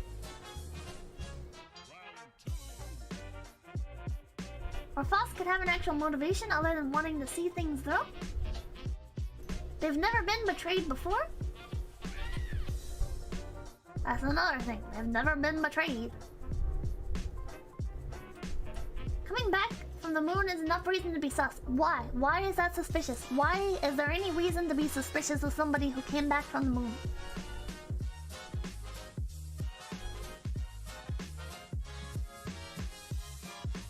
Do they even know the moon people wear clothes? I mean, the people on like the spaceship things are wearing clothes, so yes.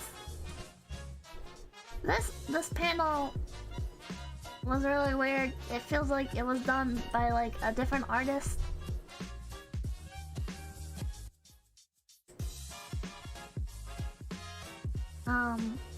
Never happened before, new is sus.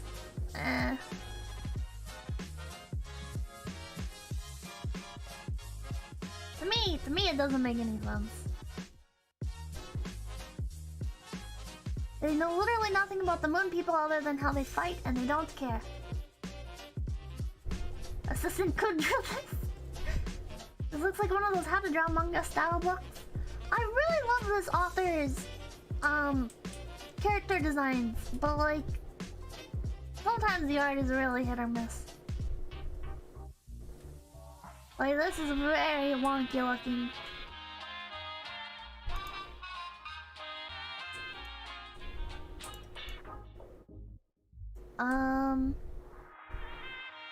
𝐒𝐡𝐚𝐭 looks like a completely fucking different character. I didn't even recognize this was supposed to be 𝐒𝐴 at first.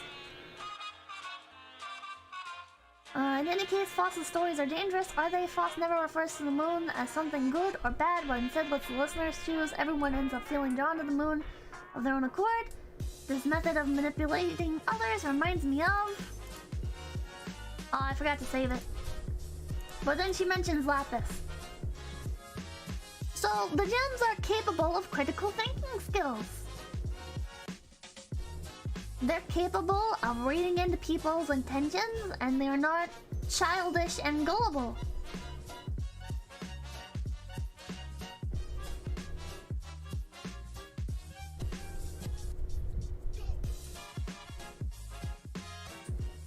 Why 𝐒𝐴 of all people is saying this makes no sense to me. I don't know why 𝐒𝐴 suddenly got pulled out of nowhere.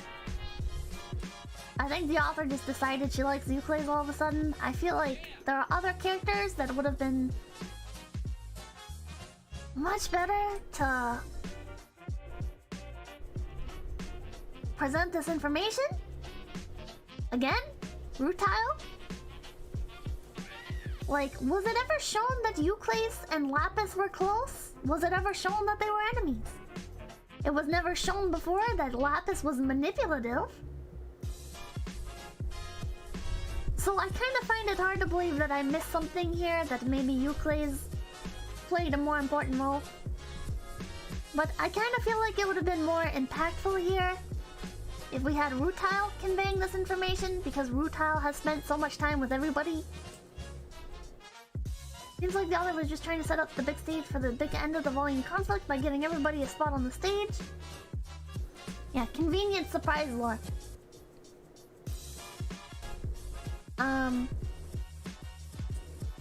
Or even, I feel like Yellow Diamond giving this information, like, Yellow Diamond, we already see that, like, she's sick of her own life and everything and kind of just wants to quit. Like, it would make... They could have tied that in nicely here. They could have been like, yeah, Yellow Diamond and Lapis. Okay, nobody else realized, but Lapis was actually kind of toxic and manipulative. And Yellow Diamond got a lot of the brunt of it. But she kept this information secret because she's somebody that just, keeps her pain to herself or something. So, it's just...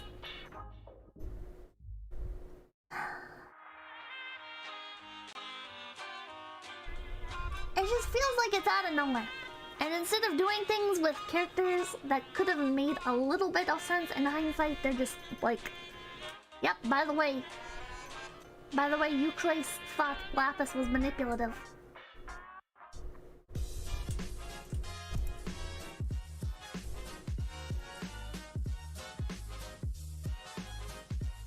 Cinnabar! Critical thinking skills. Poor Sensei, I feel sorry for him. Phos is shocked by this. Phos is a fucking psychopath. Phos seems to feel no emotion towards anybody, which is baffling considering how she was... like, so innocent and childlike at the beginning. And wanted so desperately to find a job for Cinnabar because she didn't think it was right. Like, she empathized with Cinnabar. But now she's shocked.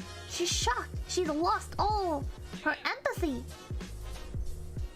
She's lost all sense of morality. And it's like, man, Phos, I want to punch you in the fucking face. You're so annoying. Phos looking shocked as soon as Cinnabar doesn't play into the grooming, then wonders how Cinnabar doesn't fall for it. I know, right? This was always in the works. It's called a slow reveal for the reason. She's changed too much to relate to Cinna. I was very glad. I was very glad when Cinnabar said I want to go. I was so glad. I really expected Cinnabar to just be like...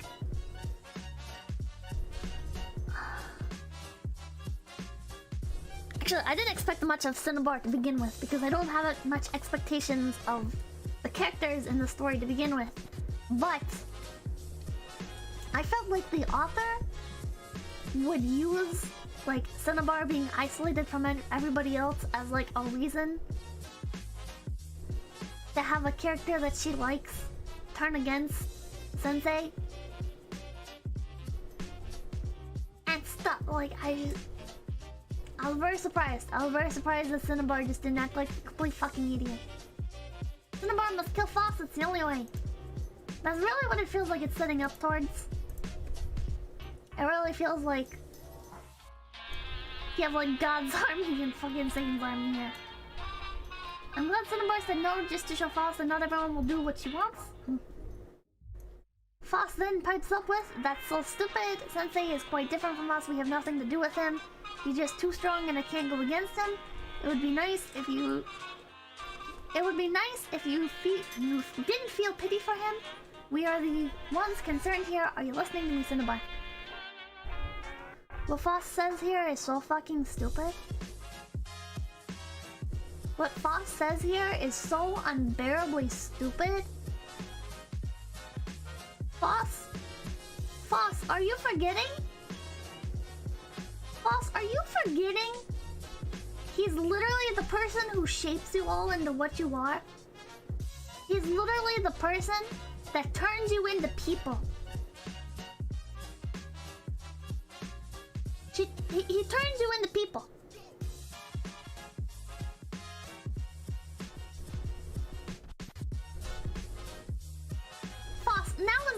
time for racism. Not against your god. Phos. Phos, you can't be racist to God, Phos. He created you. Like, come on. Come on. What the fuck was this? What the fuck was this? This makes no sense. Like, come on. Come on. Considering how much of Phos has been replaced, he might have actually forgotten. Maybe. I don't know since he creates them, but also his kids die all the time. But they wouldn't even exist if not for him, so... I really feel like in this moment, 𝐶𝑯𝑐𝑁𝑒𝑏AR should have turned around and been like, he created us. Are you fucking stupid? And then if Phos had actually forgotten, then 𝐶𝑯𝑐𝑁𝑒𝑏AR could have been like, you don't remember? But... this is what she says. She says, still I won't. Which implies that Phos is correct in what she's saying, which she is not. She is objectively... I mean, she's correct that he's different from them. We have nothing to do with him is objectively wrong though, because he's the one who started all of this. She is objectively wrong. So 𝐶𝑯𝑐𝑁𝑒𝑏AR just saying still I won't, which implies that she is right, makes no fucking sense. It makes no fucking sense. This fucking story makes no fucking sense.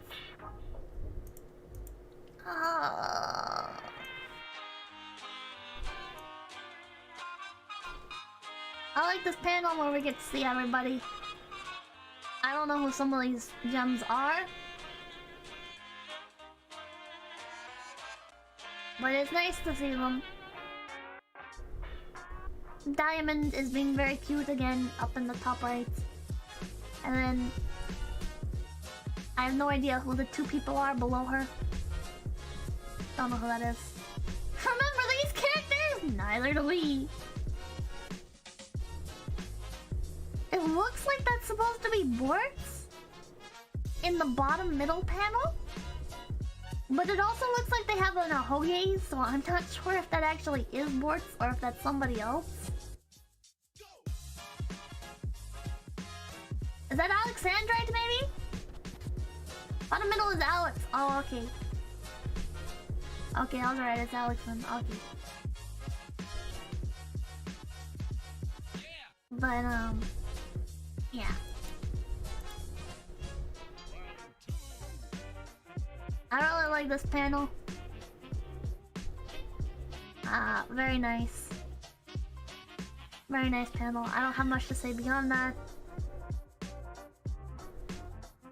This looks nice. The glowy eye is a nice touch. It doesn't make any sense why it glows. 𝐶𝑯𝑐𝑁𝑒𝑏AR sees what Phos is doing out of spite to Sensei, not of kindness to others. It's a shame she won't try and talk any sense to her, but I guess it's also a little in character because 𝐶𝑯𝑐𝑁𝑒𝑏AR's always kind of held her tongue. I feel like all this would have been resolved if the Moonies worked on some way to talk to Sensei and the gems instead of killing the gems for centuries. Everyone in this story is so fucking stupid. It glows so you know not to trust her. Never trust a glowy, amen.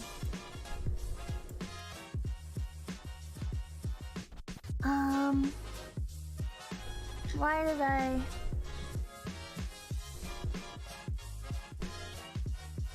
Except you, Karen Gordon, hate you. Why am I the only one being forced into this? Because you're my partner, excuse me. I'm still half asleep, you're so brazen. Phos, it's fine. Not doing this because of you. We decided this on our own. Yep, yes. And Phos gives them this piece of shit look like, no you didn't. No you didn't. You're all so fucking stupid. I manipulated you into this. You did not decide this on your own.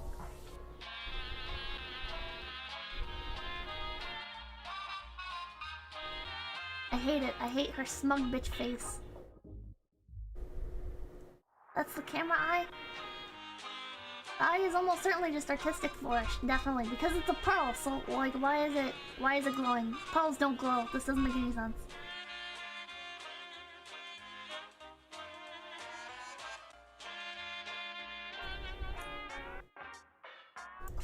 again being confused when other people exhibit emotions. So these people find out that their brethrens are basically dead. They're not coming back, and Phos is like, oh my god, you guys care? Phos, are you fucking special? Like, what the fuck is wrong with you? How do you not fucking realize? Like, what the hell is wrong with you? What the hell is wrong with you? Wasn't this your motivation to bring them all back as well? Didn't you have the same reaction? God, she's so fucking stupid!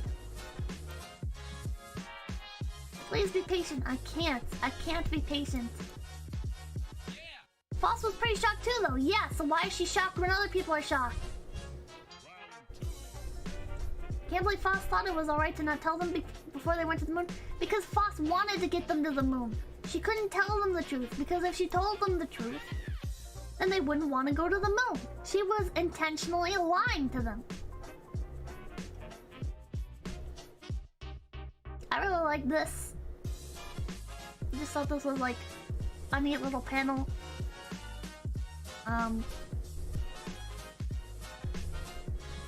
Yeah. This all looked nice. I like the details of the shadows and everything over Phos's face. I feel like usually they don't put as much detail into stuff like that, but here they seem to actually really care. And if like the melting is supposed to be like symbolic like of the shifty nature, you know, like Don Juan, like is this like okay, like you know the story of Don Juan, shapeshifter, like that's associated with like demons and stuff. Yes, burp. It kind of gives me like that vibes, you know, like he's a seducer. He is temptation, and he's ever shifting forms and corrupting. I just thought that was neat. I don't know if it was intentional. Thought this was a neat little panel. That's right, he's Mara. Is Mara a demon? Can we have a book club on bird person? Ashmia is definitely the stand-in for Mara. Is Mara like a Don Juan type? The penis demon? The one from, is that Persona? They think others will just go along because they lied to them all, not taking into account they were all individuals. Yes, the demon that tried to tempt the Buddha. Shin Megami Tensei? Okay, I don't play you fucking JRPGs, sorry.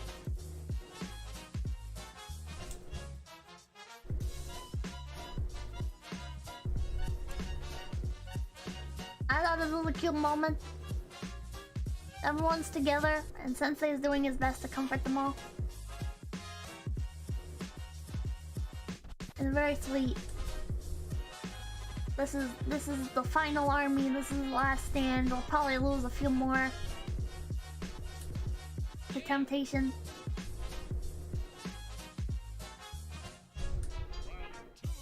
Kind of sad. Wish Sensei was this open to Phos. I wish Sensei this open to Phos they left. Like before Phos left. What the fuck is this? Ah!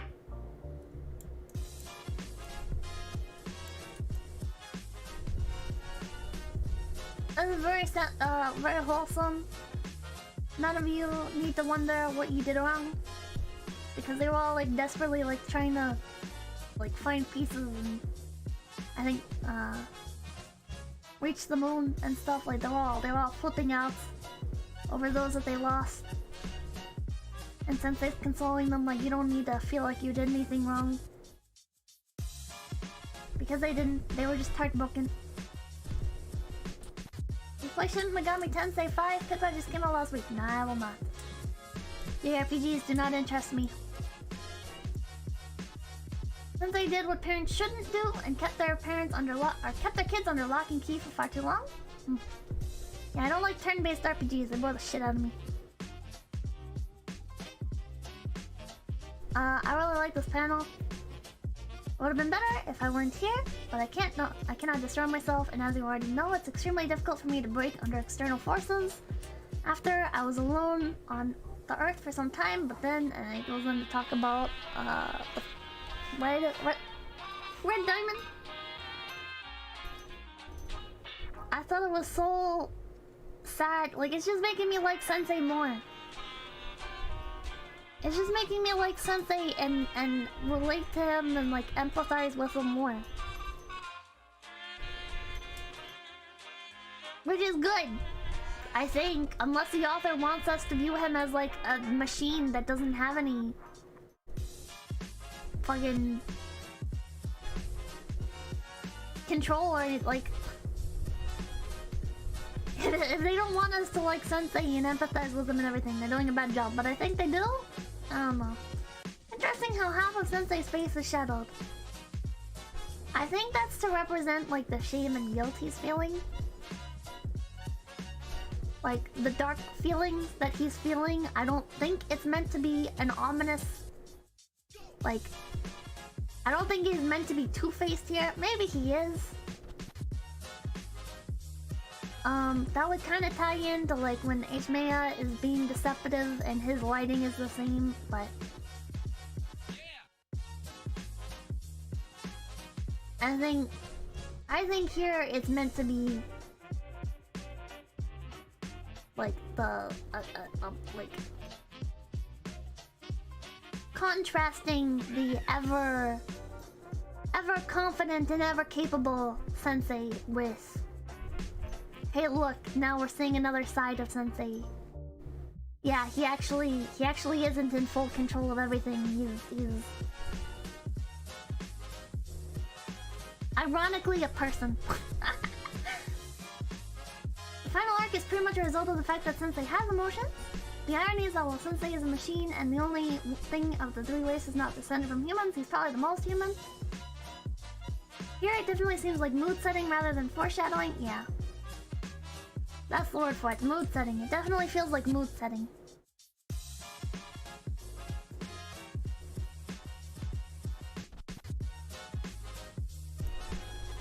I was really happy to see, like, we got to see what they actually look like before Sensei shapes them up and everything. I thought that was really cool. That was really nice. I'm glad we got to see this. Sensei loves his children. Yes, he does. It's so fucking wholesome, man. Kind of weird that like they don't have eyes or anything from the get-go. Oh, this is so cute! It's like, why are we different colors? And the color company is explaining everything, and she's just like, I want to be like you! I want to be like you, Dad! This is so cute. It's so freaking cute. I like this moment. It has a different rope too? I didn't even notice.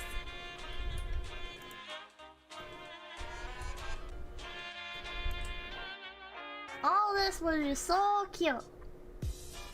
All of this was so freaking cute. I liked all of this so much. Look at him. He's got a slight smile to him. He's happy. He's happy. So fucking cute. Look at his little child.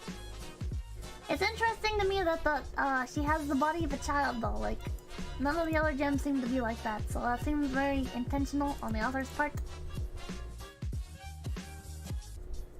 Hi, dang. Welcome to the stream.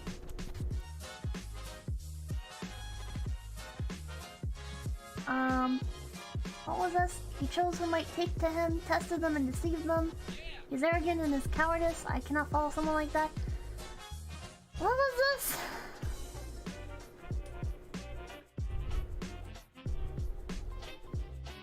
I don't remember what this was. The clip is used in Remy's latest vid. I saw! That was very neat. Bort talking about Phos? Right, right. This is when everybody's like stepping up and agreeing that they'll stay by Sensei's side. Right. I really liked when Bortz did this. Boss sounds like the devil according to Bortz. Really does. Really does.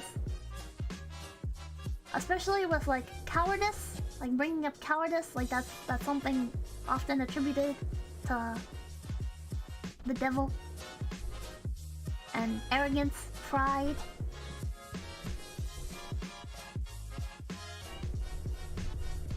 Tested them and deceived them. Lucifer did nothing wrong.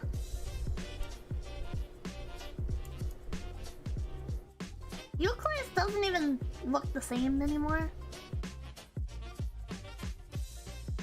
𝐿𝐴𝐻 doesn't look like the same character at all anymore. This was a very cute scene. This was a very, very cute scene, but like... I feel like Phos got Lapis' desire to manipulate but lacks the finesse. Phos is becoming human, but in all the worst ways.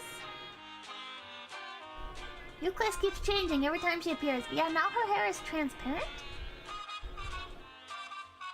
For some reason, 𝐿𝐴𝐻 is entirely transparent now, which is very strange. Yeah, the ungloved head pat was very surprising.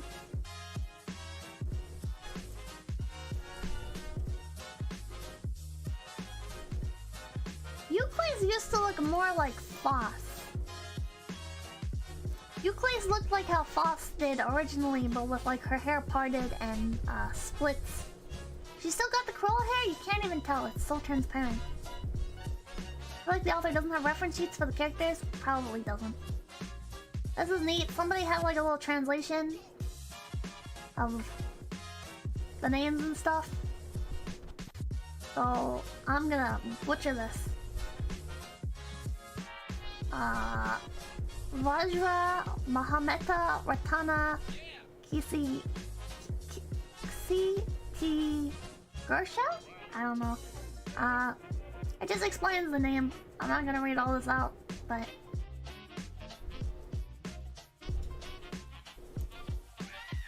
there's a lot of meaning to Sensei's name apparently. If you want to screenshot that. Okay.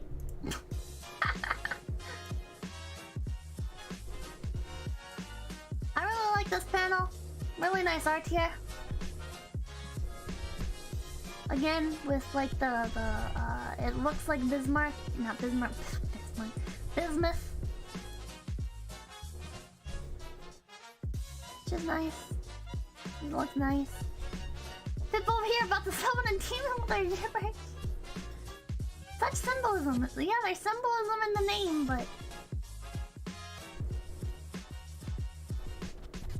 it's a nice contrast to all the melty, gooey architecture. It is.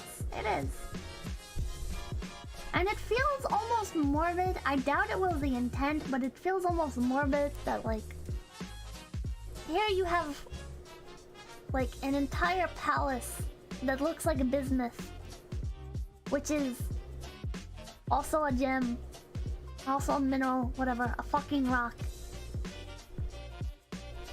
And you have you're placing these other mineral gem people to live inside of it. And bismuth is kind of like associated with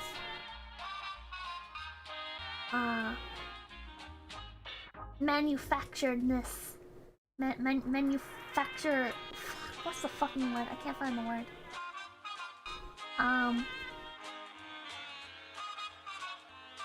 Absolutely intentional? Industrial. Bismuth is kind of associated with like industrial. And industrial. Oh, fuck.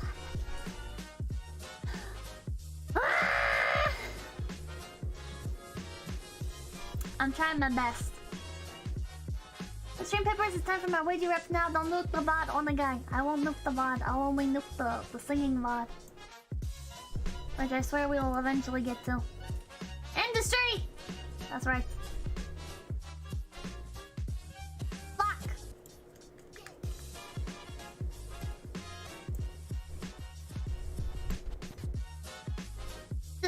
Just thought the guy looked good here. He's always changing. He's always changing appearances. Jesus fucking Christ.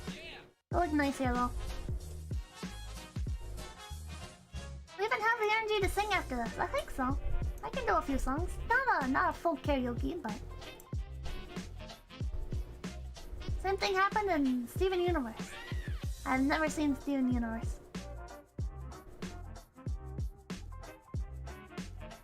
I have no idea what the fuck happened here.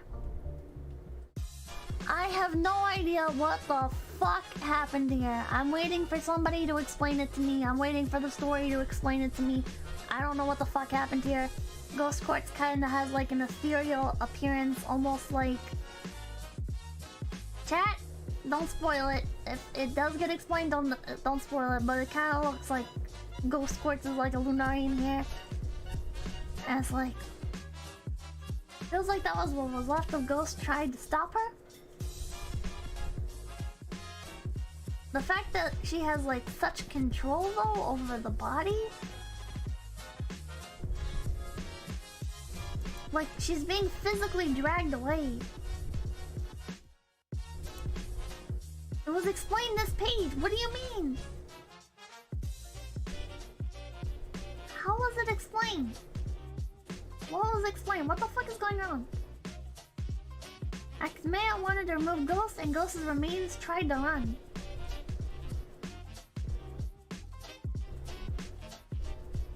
But why did it like take off parts of her? I didn't get it. She was in Karen's eyes. Yeah, but like what the fuck happened? Obviously ripping somebody apart isn't gonna do anything. Explain it in the official translation, Ghost's inclusions are still in Karen's eyes. Yeah, we saw that. Yeah. Like, he was gonna take out Ghost Quartz from Karen's eyes. So, what the fuck happened there? Why was Karen, like, being drugged away? If it's just the eyes, how did she have control over her whole body? She's having a little breakdown because she's torn over whether or not to have her eyes replaced? There were still bits of Ghost in her. She still had Ghost's eyes. Ghost didn't want to die? It was literally just her eyeballs. How does Ghost have this much control over 𝐴𝐿? 𝐴𝐿 is 98% herself and 2% Ghost Quartz? And suddenly, Ghost Quartz has this much control? But somehow, Lapis manifests as like small personality traits? Despite being like almost the same percentage as Phos at this point. Like Phos is just a chest and Lapis is her entire head. Like it doesn't make any fucking sense. It's less Ghost having literal control and more Karen having an episode because she still loves Ghost and doesn't want to get rid of the last pieces of her. But then she does get rid of her and she's relieved. She's relieved that Ghost is no longer part of her because now she feels like she has her own autonomy. I guess all her life Ghost had been the surface personality. She's always been in control. Why the stream? I have mixed feelings about Karen. I felt kind of weird that the gem is like really sexualized now. Like she obviously is in a relationship with the Lunarian prince, and it's like, what? You can't reproduce.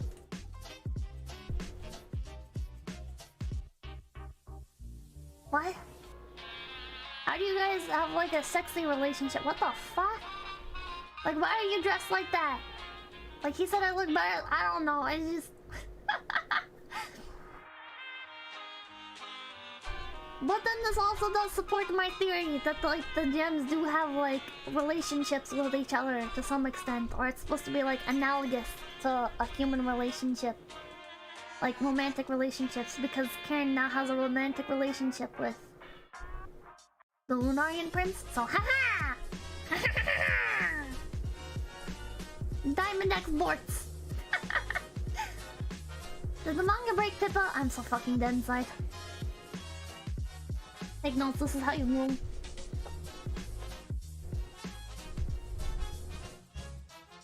Yeah,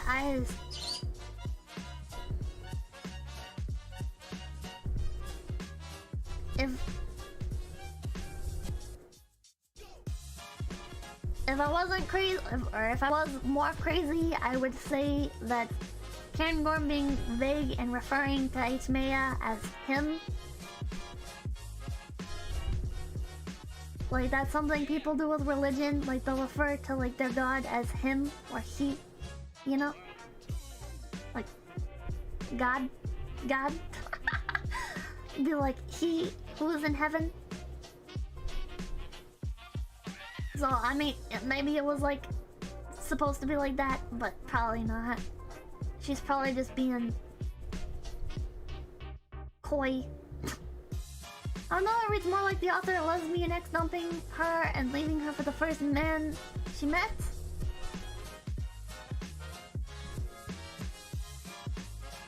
Do you think Karen has feelings for Phos? Or had feelings for Phos? That's a Western monotheist thing? Yeah, that's why I don't think it's true, but... The author's Daddy King shit with Karen is terrible. Went from one of the best to one of the worst characters. It's kinda weird. Edgeman didn't want people to use his name, so she just called him him. That's probably the more reasonable interpretation. Ghost had feelings for Phos, Karen does not. The self is a big point here. How you can be you when the other person can...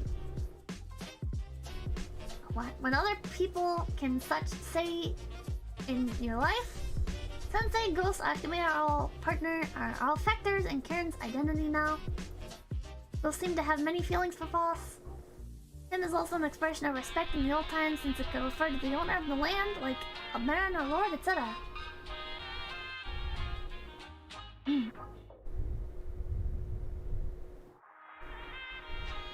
But yeah. Oh, how can you be you? How you can be you when other people have such a say in your life? Ah, like outside influences. She fucking looks like Betty Boop. She gives me Betty Boop eyes. I don't know what the hell is with the author, like giving her like these huge eyes. She has like such huge eyes all of a sudden. She's drawn so cutely compared to everybody else. It's like, man, you know, imagine everybody else was drawn this cutely. We'd have more diamonds. We'd have another diamond. Yep, but the whole thing with her is such a weird turn. It is such a weird turn. Teenager phase? Huge eyes are supposed to be not. Shut the fuck up.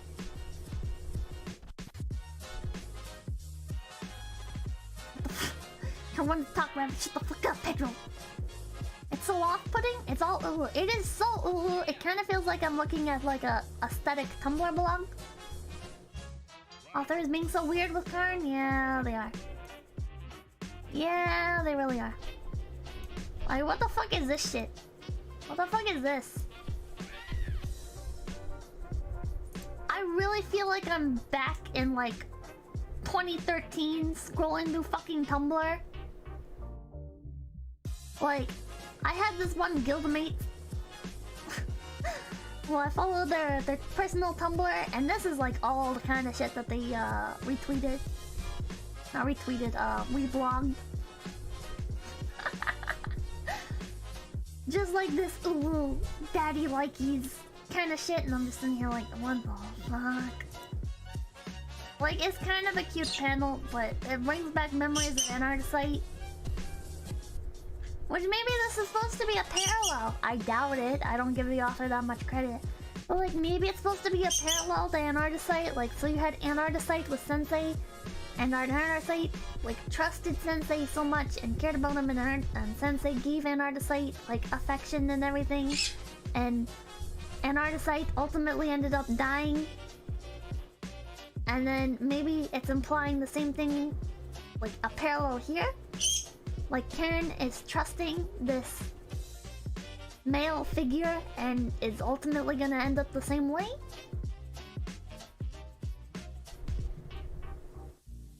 Maybe it's meant to be like a commentary on naive trust or something. I don't know. Nuzzy Wuzzies, you're wacky wacky. So very creepy. I don't know what the author wants to do with Karen outside of her age gap fetish.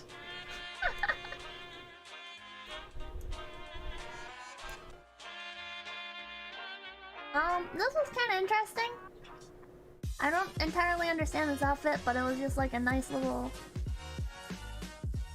setup thing. It kind of looks like Karen is receiving help from one of the Lunarians and holding up her weapon. Like she's not entirely capable of doing it herself. But she's putting on like this big show, kind of overcompensating. I honestly don't think it's symbolism in the author hand.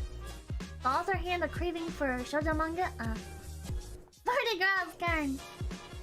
Her hand looks a bit scuffed, yeah. A little bit, but who cares?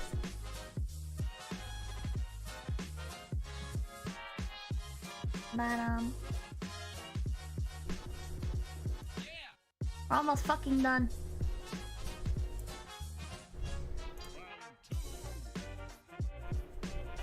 This was so cute. That was so cute. Cinnabar. It's only natural to want to help your friends. Cinnabar is really shaping up to be best girl. Cinnabar is really shaping up to be best girl. I can't wait for them to fuck it up. I can't wait for Cinnabar to join 𝐒𝐡𝐚𝐭 fucking Mara, whatever that guy is. I can't wait for him to like, for her to like join his harem, and this all turns out to be like the fucking. This all turns out to be like the author's like fucking harem daddy fetish thing. Just throw it all away. Just throw it all away. It's over. I have no expectations. Please don't throw it anymore. I don't believe. Cinnabar stays the best girl until the end. Well, isn't the manga on hiatus right now? So how do we know? And she ends up with short hair too? Of fucking course she does. God, I hate it so much.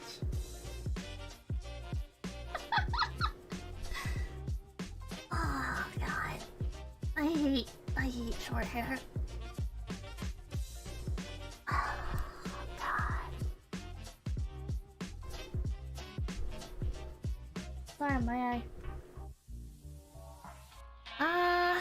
Short hair hate.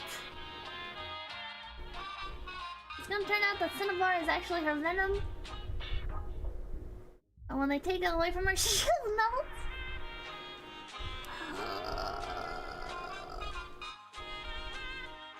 The finale is basically on hold, but Cinnabon's arc is resolved before then. Well, I can't wait.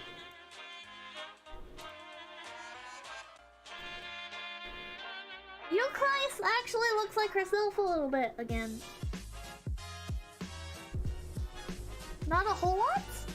Not a whole lot, but I feel like Sensei is the only one who's ever stayed on model. Do I still have like the old screenshot of... Oh God, my eye hurts so much. I'm sorry, my eye hurts. I have such dry eyes. My eyes are so sensitive, chat. Do I still have... I don't think I still have it. But I had that one screenshot of 𝑒𝐡𝐚𝐭's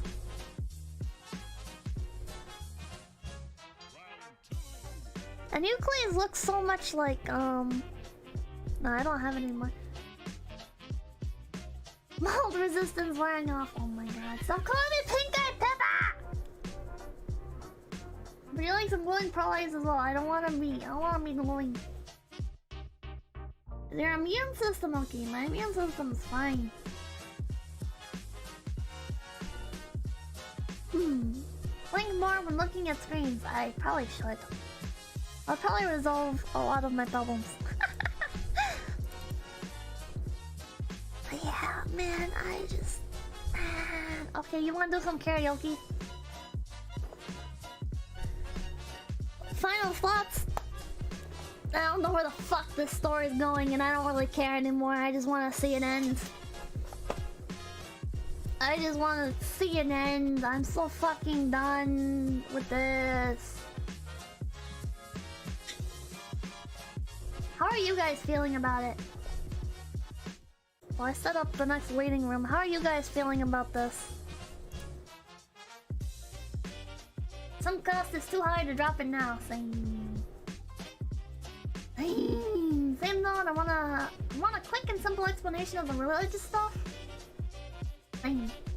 You have a filter on your monitor as it gets darker. No, I have one of those on my phone, but then I end up getting annoyed that the colors aren't the same anymore.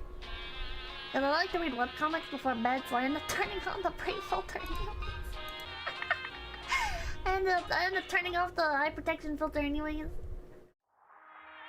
The manga is crap.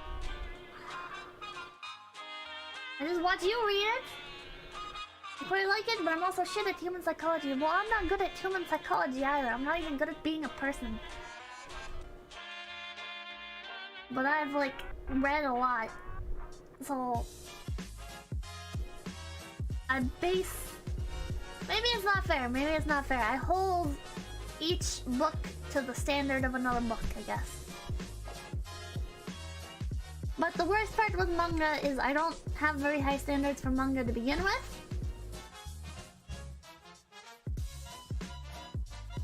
So right now, it's so all over the place.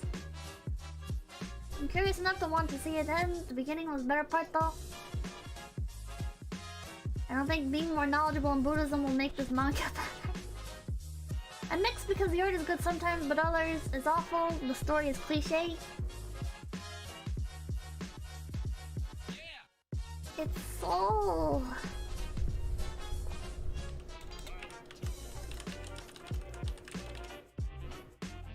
I don't know.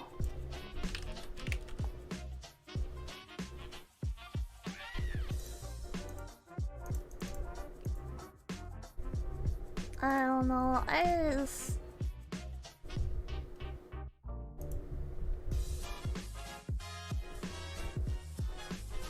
don't know.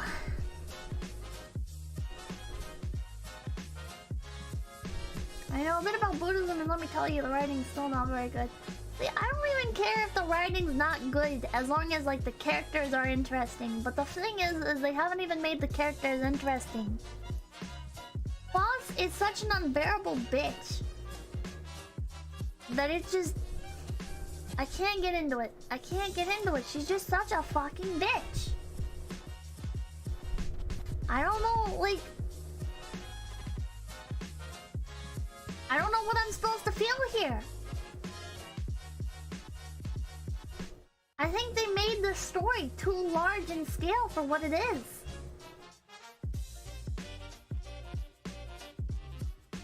Like, I really feel like it would have been better if they had kept it to, like, fight scenes and keeping it with the dilemma of Phos wanting to get stronger. And continually, like, losing more and more of herself. Losing parts and more parts and more parts of herself until she becomes a different person. And then, like, her internalizing that, like, seeing that change in herself and, like, being scared of it and questioning how much of other people is still other people. Like, they could have went that route, but instead they're It's like there was this power creep, and now there's like the scale has been blown through the roof, and you have this unstoppable enemy, and it's like...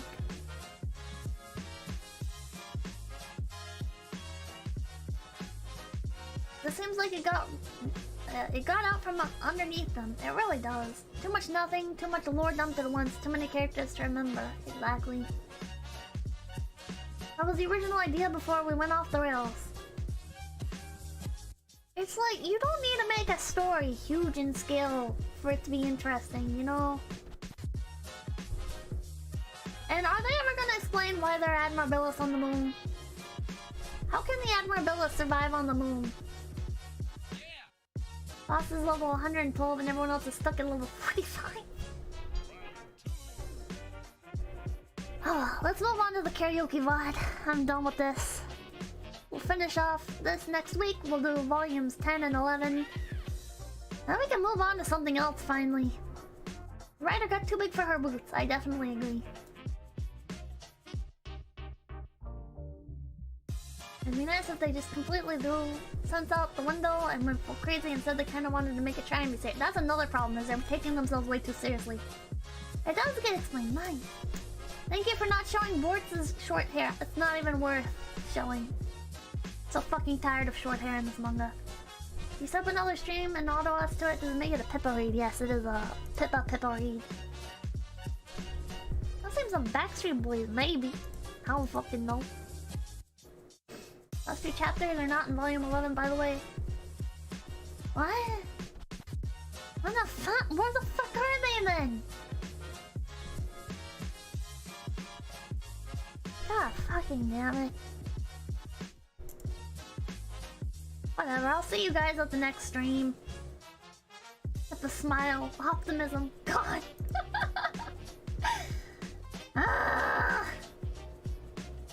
Everybody's talking about the body horror and daddy fetishes, but nobody talking about the girls with boy haircut fetishes. I hate it. Oh, I hate it so much. I'll make a bite.